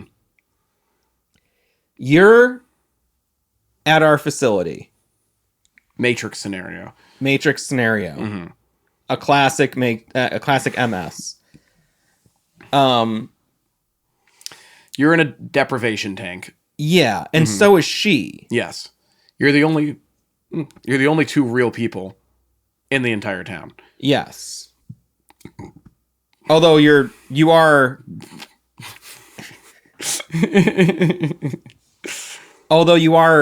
Alan Wake projecting into it somehow. Like you're in the dark. You're the only you're in the writer's room and you're projecting yourself out into the story basically. Yeah, you're the only two like real minds in here. Yeah. Mm-hmm. So everything else is simulation. Mm-hmm. And the reason that they do this is because the simulation is used to train and breed serial killers. Or harvesters. Mm-hmm.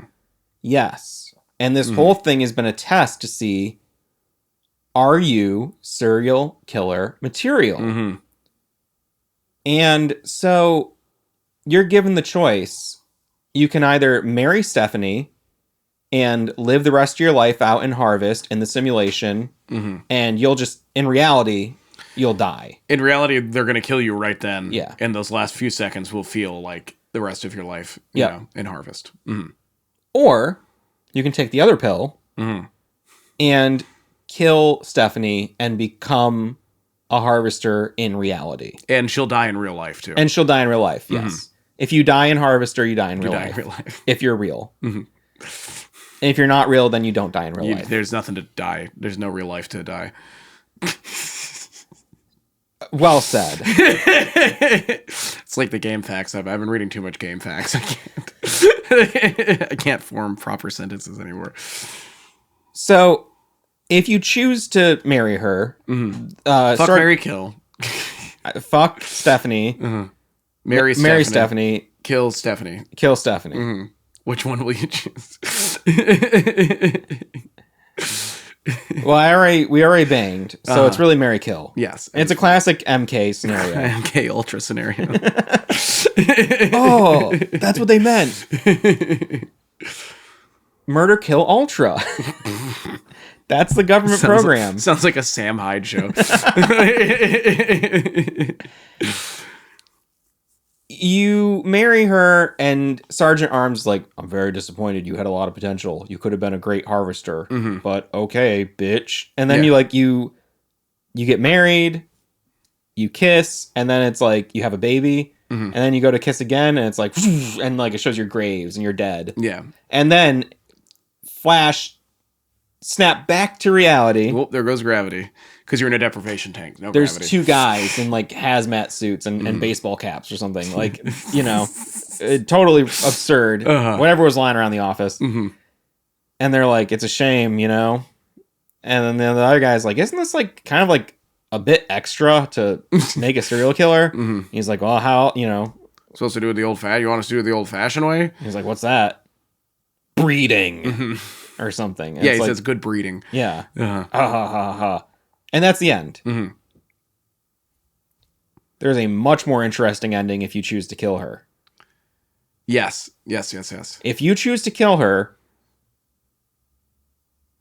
first you need to beat her to death, and it takes a while. They make you use the baseball bat. I thought you could use the harvester sight thing. You can. I didn't realize until after. When you go, the only two things in your inventory now are the baseball bat and the harvester scythe thing. And you have the baseball bat equipped. So you'd have to go into your inventory to check what you have. I just started hitting her with the bat. It takes a lot of hits. It takes a long time. And it's like the same scream sound effect over and over. It's very brutal. Also, sometimes the female scream sound effects, they clearly mix in a couple of the moan sound effects in there too, because you'll hear like a and then you're and I'm like, I'm hitting you with a bat. You know it's fucked up. You kill her. Yes. And then you get a cutscene where you do a incredibly brutal Mortal Kombat style fatality and rip her. Because the final thing you need is her actual skull and spine to turn into Leave Harvest or whatever. So you hook it under her chin and like, you know, and it shows it. And her body collapses. It's very brutal. Yeah. You hold it up. It's very Mortal Kombat. Mm-hmm. It may have. I mean, this was developed in '94, so like they definitely saw Mortal Kombat, that fatality and everything. Yeah, yes. like, and you hold it up victoriously. Then you wake up in reality, and they're like, "Welcome to the Order, son," and you're like, "Yeah, welcome to the Order, brother." I think you say something like, "That was awesome." You do, yeah. You go, "That was awesome." And this is the number of times it goes, not done just yet. Not done just yet. Then you're hitchhiking. And I'm assuming you're leaving the harvest facility to go into reality. Car pulls up. Hey, where you going? You get in. You go, nowhere. You slowly pull a knife out of your pant leg. Yeah. And you juicily stab a woman to death. As she, again, moans for whatever reason. Then you see Steve is at a computer and he's playing Harvester. His mom is like, what are you doing? He's like, I'm playing Harvester. She's like, oh, that's disgusting. Don't you know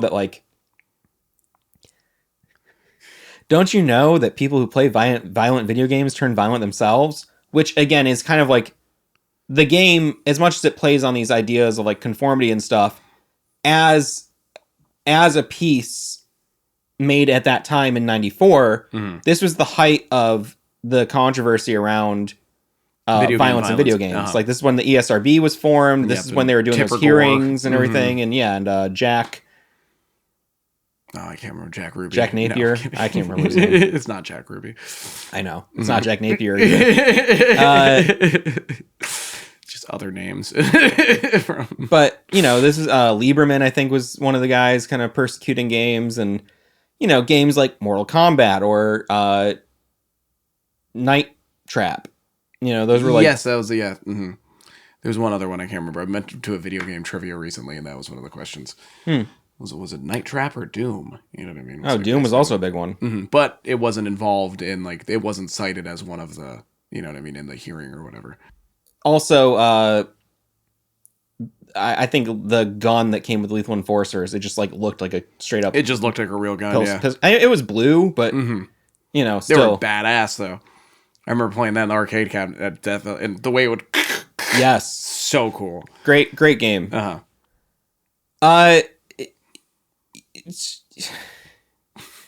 She's talking. This is so crazy. She's talking about, and you're just like, shut up. I'm playing my game. Yeah. And she's like, that's why they took all the violence out of those Roadrunner cartoons. And you go, Roadrunner cartoons? Roadrunner cartoons? Yeah. And you're like, I don't, and that's the end. Yeah. It's like, what? What? Roadrunner cartoons. Roadrunner cartoons. Roadrunner cartoons?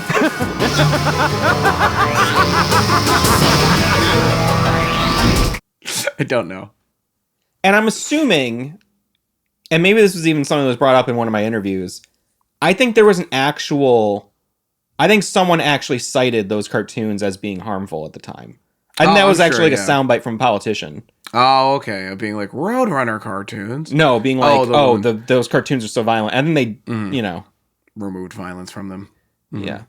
I don't know if they did or not, but I or at least petitioned to. I think, I believe that someone was actually trying to cite that as like a thing that we should actually put our time and money into. Jesus Christ. I'm pretty sure, that was like a direct response to a thing that was probably in the media at the time. Or 2 years prior to the game being released when it was supposed to have been released.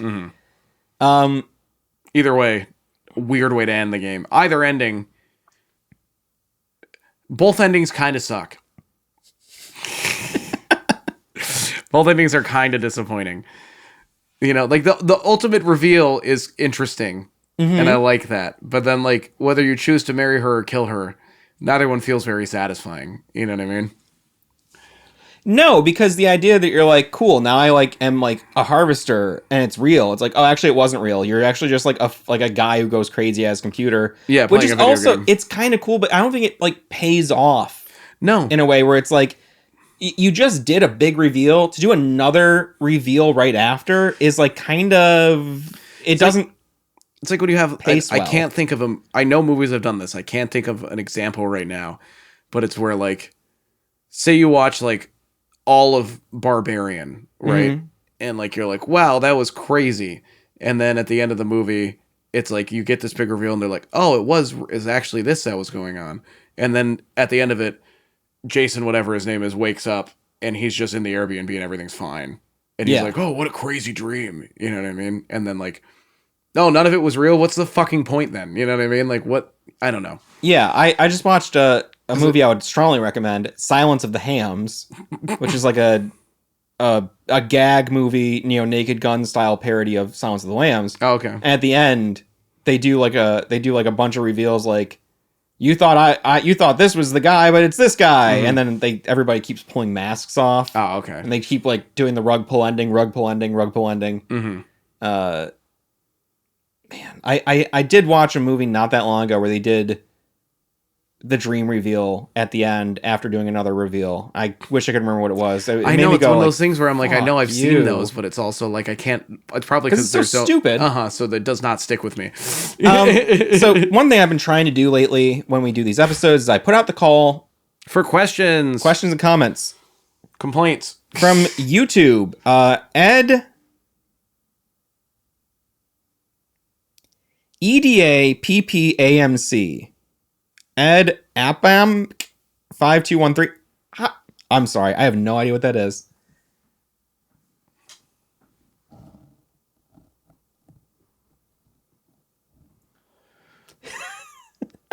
EDAPA MC. Oh, the DAPA MC. It could be that. EDAPA MC because he's electronic. Were they on drugs when coming up with the idea? And how the fuck was this released? I'm not bad-mouthing the game or designers. I love this game. Very unique and messed up. One, no, I don't think they were on drugs. Two, no, more than likely. A lot of these types of people were, like, especially in the early 90s, were, like, not doing acid, not doing, you know what I mean? Like, maybe they'd smoke a little weed once or twice in their life, you know what I mean? But, like, they weren't, most of these people were not, except for the guy who wrote a lot of the lore for Elder Scrolls. The game was championed, kind of, and this is someone who I tried to interview, and he actually just no call, no showed on me. But he's busy. I can't fault him. But the producer was actually like a higher up at Virgin Interactive at the time. And kind of like just gave them full creative control and helped to kind of push the game through. Yeah. Because it is something that is so grotesque and subversive. So uncompromising in so many ways, and also doesn't really have any redeeming value unless you are able to understand the satire of it. But that is not easy for a lot of people. There are a lot of people who kind of refuse to understand satire. Some people will refuse to look. Someone could be like, I get that it's satire, but they went too far. You know what I mean? People will be like, okay, I can accept that. But the moment you're popping the eyeballs back into the baby and killing kids, that's when you crosses the line. And I'm like, okay, but kids are getting blown up right now. You know what I mean? And have been constantly. And that was happening in the 90s. Well, put it in a video game, maybe I'll care. Exactly. You know what I mean? That's where it's like, okay, you hate that, but it's like you're doing nothing. You literally are silent about this thing happening. Yeah, because that's scary. Yeah. And now this is making me think about that. And now I don't, Yeah. So yeah, totally. And I play a lot of games. And even some of the more extreme games I've played in recent years don't go as hard as Harvester. And Harvester is balanced out, I think, with a lot of humor. It is so goofy. Yeah. You know what I mean? But that almost makes some of the more brutal scenes even more disturbing. Oh, it makes it darker because it almost goes in I'm trying to think of what's the fucking... Almost like in a House of a Thousand Corpses kind of way. You know what Very I mean? brutal A movie. little bit of like that. The one thing Rob Zombie gets right in some of his movies is like that, like, or in like Texas Chainsaw Massacre, like the original, where it's like you're meeting the family and it's like they're these simpletons and they are like laughing and goofing and making jokes, but it's like they're skinning a man alive right now. You know Yeah, what I there's mean? like this degree of like twisted kitsch. Yeah, and almost like a naivete, you know what Yeah. I mean? Like it's very, I don't know. I like it. I've always liked that stuff, but it does definitely make it darker. Yeah, it adds totally. an extra edge to it. Where you're Because like, it- there's yeah. a weird innocence to this horrible violence that's happening. Yeah, like as if like you shouldn't be having a strong reaction to it because it's like they're so flippant about it, you know? Over on X, Asa commented, the only comment I have is that sometimes after I revisit the game, I have dreams that I am there. Oh, that's In Harvest. upsetting.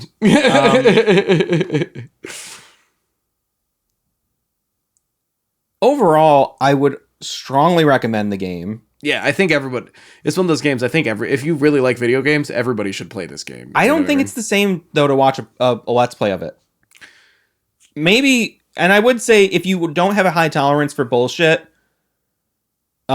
use cheats for the. Yeah, use the cheats. I say if you are really hesitant about it, watch a let's play first. You know what I mean? Yeah, at least get some of it, but just like the way that like some of the dialogue trees are so in depth. Oh yeah, that dude just you. I wouldn't be able to watch someone else do that. Yeah. You know what I mean? Click through and be like, okay, yeah, okay, next one. All right, cool. And then okay, And then they skip one. yeah, and then You're they're like, like, "Fuck." oh yeah, oh fuck, I clicked too fast, and you have to pause it, and yeah, so I'm like, no. Yeah, and yeah. That's Like why sometimes I you're like, like, oh, I wanna ask about that, you know? or you're like, oh, they didn't actually check. There's another thing in that room they could have checked. There's so much. You do have to experience it for yourself, but like as someone who watched Let's Plays of it first, I'd say it definitely helped me a little bit. You can get having an understanding of what the game was before, Yes. you know. But like, yeah, just the degree of interactivity is like so special, especially for a '90s PC game. Not to say it's the only one. It's just any games that touch on this degree of They're all depth impressive. are really just special games. I think if you love games, check it out. But also, I totally understand someone not wanting to experience this game because it really is very fucked up to the point where like, I mean, it touches on and is like brutal and cold and makes light of sometimes topics that are, you know, very taboo to even bring up in games at all. It's Like most games would topics never that, if we touch did on care some of about these things. demonetization, would get us demonetized on YouTube. Yes, you know big what I mean? time. That like that, yeah.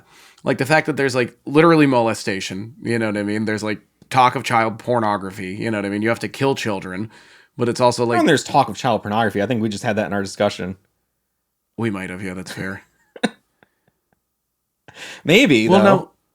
no, yeah, I don't think. But Potsdam- Potsdam Yeah. doesn't necessarily document his escapades. But yeah, but he is like his peeping. But he crimes. does seem to be peeping on young women. You know what I Yes. mean? At least his daughter. You know, so yeah, maybe he's not taking pictures. But either way, you know what I mean? yes, Like, but it then he's touches- playing house with the little girl. Yeah, And the fact that you murder children that is very taboo in games, even though they are like And even just having, zombie like, kids kind of or the something. little stuff like the simple deputy who just wants to jack off, and everybody keeps beating him up when he jacks off, and it's like a weird compulsion. You know what I mean? That he has, and the teacher beating the children, and then also having sex with the masochist, definitely pedophile principal. Yeah, smacking a elementary school child in the face with a baseball bat so that his skin falls off his face and it like it's presented in a cartoony way. But you need to be okay with making light of those things. Well, the game is making a greater statement. Now, how successful is it at making that statement? I think it depends on how much because the game is so shocking. To me, as like it's kind of just being like you're being absurd about media violence. It's not Yeah. real. And what is if it is real? What are you like? You're training. You know, I get the whole thing, but because it goes to such great lengths to make that statement, you kind of already need to get it Yes. to appreciate it. It's kind of it's not really going to. It's not going to change your mind. I don't think so. No, And it's not gonna. and that's very punk. It's very it's a little selfish in its ideology. You know what I mean? Where it's like there's certain games that touch on, like, I would say, like mouthwashing. Or even like Spec Ops: The Line. Yes. You know what I mean? Deals with really heavy things, but also like handles it in a way where it's like you might leave this having a different. You know what I mean? If you love war games and you're really like, yeah, get out there. You know what I mean? And then you play that game, you may go, It made me introspective. oh fuck, you know what I Mouthwashing mean? made me introspective. I don't know if we played any other games like that on the show, but you know, those Definitely a couple like Soma made me introspective. yes. You know what I mean? And Soma goes to some extreme places, especially, you know, like on topics of like religion, which is still very taboo for some people to talk about. And you know, it's a thing that's very sacred to a lot of people. And it does really, And the idea of consciousness. yeah. Period. You know what I mean? Yeah, Like, free what will. it Like these means are for some people, those are very passionate topics. Yeah, so like I think it's lame.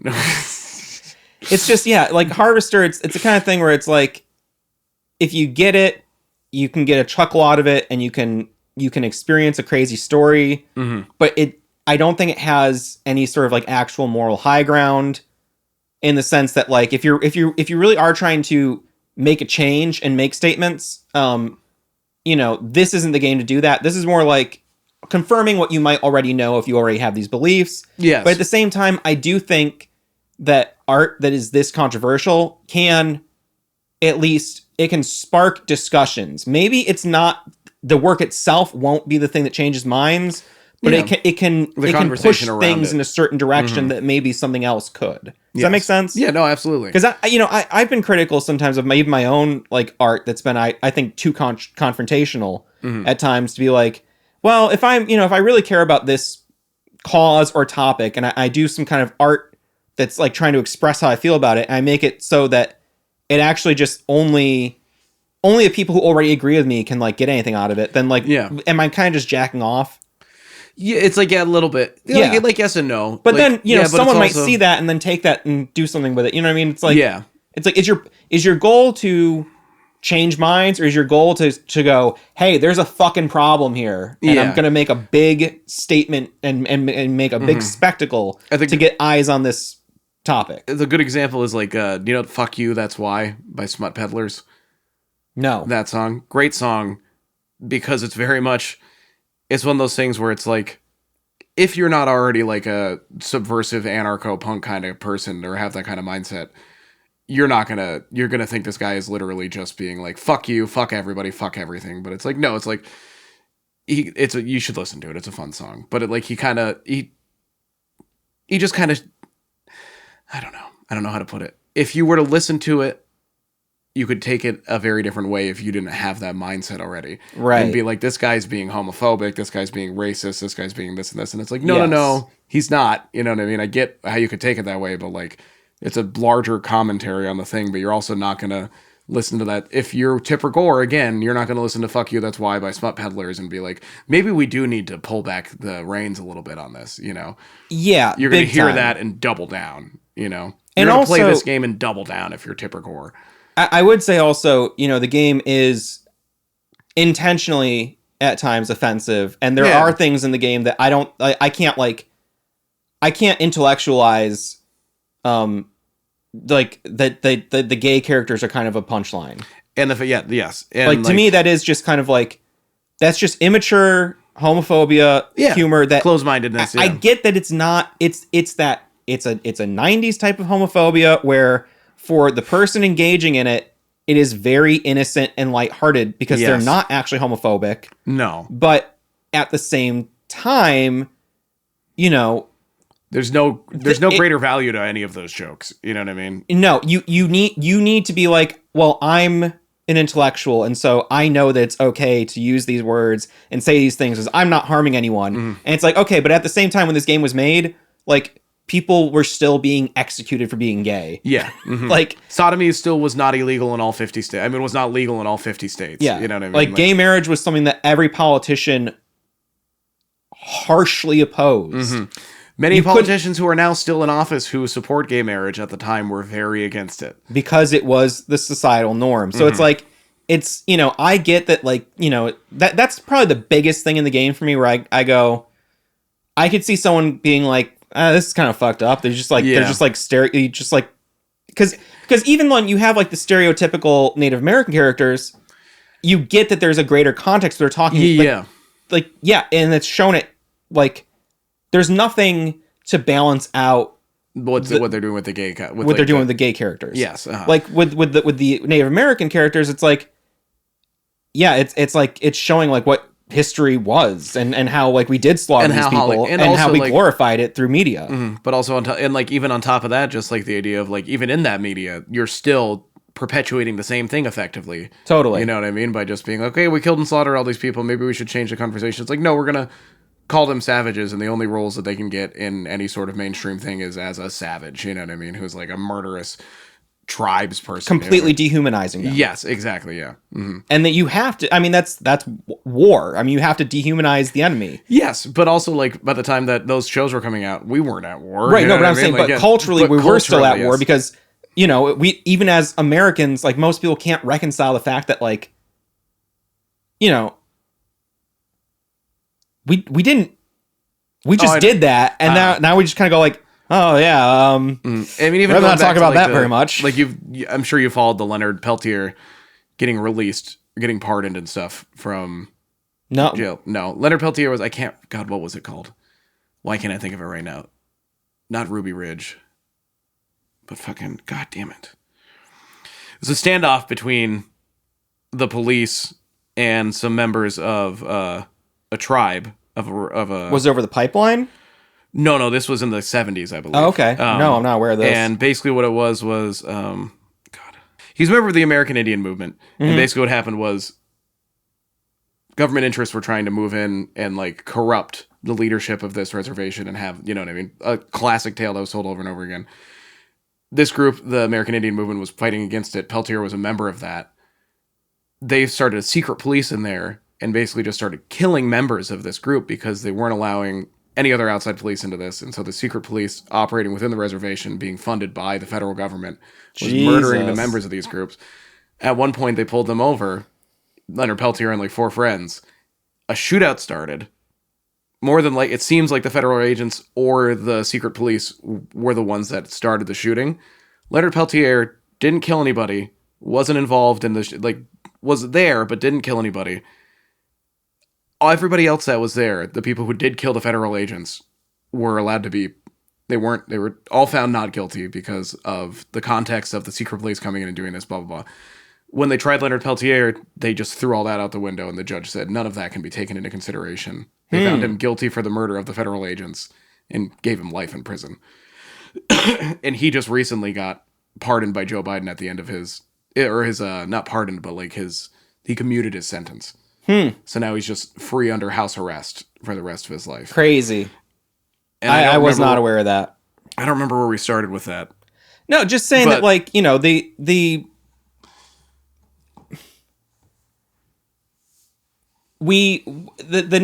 the violence against Native Americans that is kind of like not made fun of in the game. Oh no, but, yes, you know, but it's like it's you know, it's like we've never really reconciled that, and it's actually just it continues, in different ways. Mm-hmm. Same thing with like, it's just kind of like with the gay characters, and in even the game. just like the clarinet. This must be a fat girls.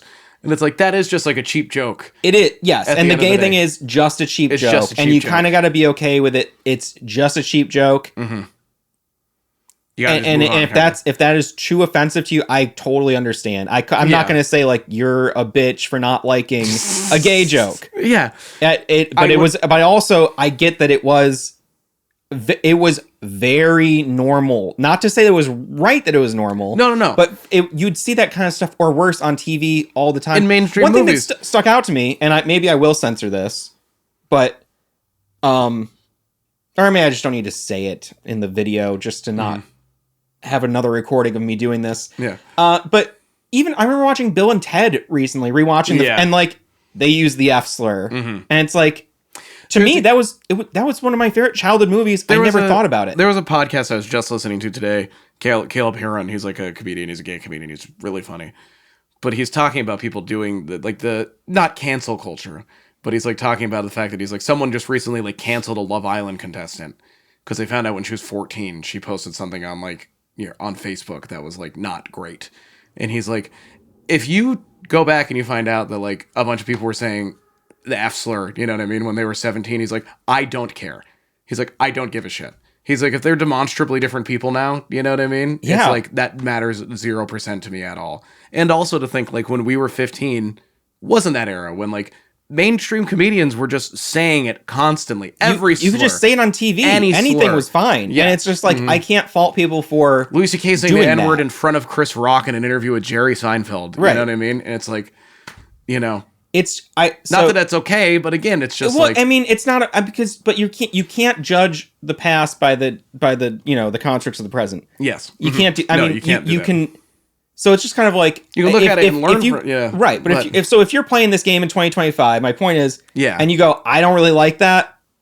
I can't say anything redeeming about that. It's just No, it's a product of its time. Yeah. And if you don't, I totally get not being into that. And that's Yeah. the one kind of caveat I'd give people, because like a lot of the other stuff in the game that is presented that way, there's something to balance it out, to show the hypocrisy and show like a big that there is some sort of moral direction. Yes. And here it's just kind of like there isn't. And that was actually very normal at the time. Uh-huh. Not to say it was right, but Jesus Christ, like watch anything. Watch any old comedy wrestling, movie. SNL. Watch a single old comedy. Mm-hmm. In living color, you know what I mean? Like anything, literally anything at all. Watch anything, and it was all in there. Yeah, and I think it's also, if you're younger, especially now, where it's like things have changed so much to the point that like companies just do like Pride Month out of obligation now. Yeah. Gay culture has become so mainstream. Co-opted. It's hard to explain to people that like even in the 90s and early 2000s, like not that long ago at all,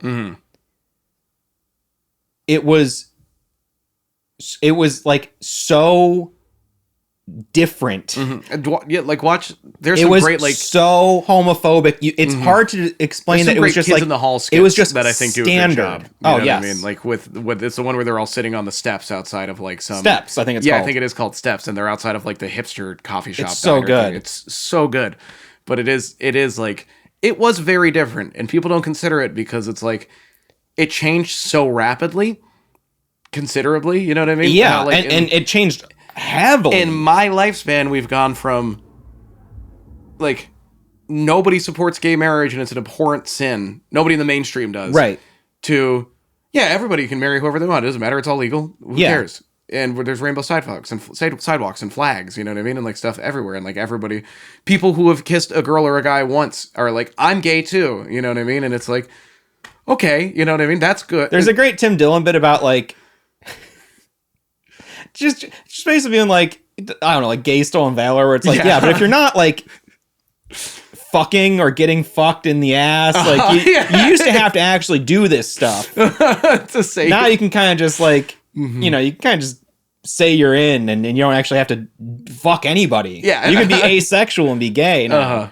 I have a friend from college who the other day was like, it's so great being gay. And I was like, you're bisexual or you're pansexual. You know what I mean? Like, I didn't say that to him, but in my head I was like, we're pansexual. But even that's a generational thing. Like I've heard like you have sex with old, whoever. like when I talk to like older gay friends, yeah. they often don't identify with like A lot of the young LGBT. because it's just like it's just kind of like, well, for me this meant I do this and I'm engaged in this culture. Yeah. And for you it means something very different. Yes. And yeah, so it's hard to explain to people that like I just when think this that- game was yeah. made, it was like you could gay bash anyone and it was not seen as immoral to like anyone in the mainstream culture. There was No. anybody who was like a gay voice in mainstream culture was kind of like a novelty, and there were very few like radical gay voices like Oh, yeah. speaking up or speaking out in any way. In the mainstream culture. Obviously Obviously there's they been a existed, real yeah. struggle for a long time. But even in America, there have been times in American history where like it was acceptable and it was celebrated even, Yeah. and then it goes away. Like there's been little peaks. There's like in the 20s there was like a weird it's little like peak. it's and the constant culture wars, you know Yeah. what I mean? And it's like if you watch it, we're constantly going, we become incredibly open and liberal and loose socially, and everybody can do whatever. And then it gets to a point where some people are like, I fucking can't handle all this. And then everybody goes right back down. They're like, no one's allowed to fuck anymore at all. You know what I mean? Yeah. And that's what, so I'm ready for my chemical castration. Do you have a favorite part of the game? Do I have a favorite method of castration? Favorite part of the game? Not... Or interaction or something, you know? Like I really just loved exploring the town.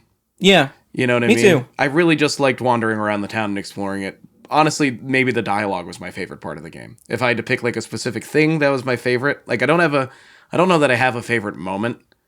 You know what I mean? The chess master was very fun. I thought that was goofy. The head splitting open is so wild. Was very goofy. So that might be one of my favorite interactions, but like just the dialogue, the absurdity of the dialogue, you know what I mean? And the fact that it's like almost fully voiced. Yes. It's very cool. Very cool. So that's probably my favorite part. But otherwise, maybe the chess master. Probably chess master. I also really like that chess master scene. It's so fucking insane looking. And it was just fun to suddenly be like, oh, we're playing chess for a second. Yeah. You know what I mean? Like, yeah. Wild game. So again, I would recommend it with caveats. oh, sorry. My favorite scene was when you're having sex with Stephanie and Mr. Potsdam is masturbating through the people. Okay, that's also my favorite scene. Sorry. I am sorry too. Duh. I love because I love peeping. I love jerking it. I love cutting a hole in the wall to watch people fuck, and then I jerk off. And you can clip that. Do what you will with it. I was speaking as Mr. Potsdam just now. I wasn't speaking as Matt from Hidden Machine. Matt from Hidden Machine, love. And you can take that and then put it next to the other clip and put it together and yeah. No, it's a great game with caveats. Probably, I just, I played other controversial games. Just be aware of what you're getting into. Yeah. If you're gonna play this, you know what I mean? Just be aware of what you're getting into, and I don't think you'll be too upset by anything. Yeah. I played other controversial games, but they're not as imaginative or fun. They're often just brutal and kind of nasty. You know what I mean? Mm-hmm. Immature, you know what I mean? Very much more just it for the sake of it. Yeah. Mm-hmm. Which this game, indulged in a little bit, but also it does. It's such a ambitious statement on violence in media that it I really struggle to think of games, especially published by a big publisher like Virgin Interactive, which is not some indie publisher. I'm Virgin. I don't know where Virgin is at now as a company, but Virgin was a huge multimedia Virgin Airlines, Virgin Airlines, Virgin Mobile, Virgin Interactive, giant conglomerate. Yeah. So for them to be putting out a product like this, I struggle to think of other mainstream games that go this hard. Even something like Manhunt doesn't go as hard, and Manhunt was banned in so many countries. You know what I mean? I'm sure Harvester was too. Oh, probably, almost definitely, yeah. Anyway, all right, I guess that's it. So, I have nothing else to say about Harvester. I think I really said it all. I can say it again. Don't forget, Steve did child porn. Yeah. No, he didn't do it. Oh, no, he didn't. Maybe do it. Steve will do it. Steve will do it, Dan. And thanks to the Patreon supporters and channel members. Thanks for all your great questions. Yeah, someday someone's gonna bite. Yeah. Oh, they did send in like 50 fucking questions for Alan Wake. We just haven't gotten there. Yeah, that's fair. We just haven't done that. That's unsurprising. I wish everybody cared a lot less about that game. It's so good, but you know what else is good? A lot of other stuff. A lot of other stuff is good too. As much as I love Remedy, I love other things just as much. Yeah. I'd love Alan Wake 2, love Alan Wake, love Control. Really brilliant games. Also really love a lot of other games. Yeah. Like equally, some more. Some less. But hey. Bye.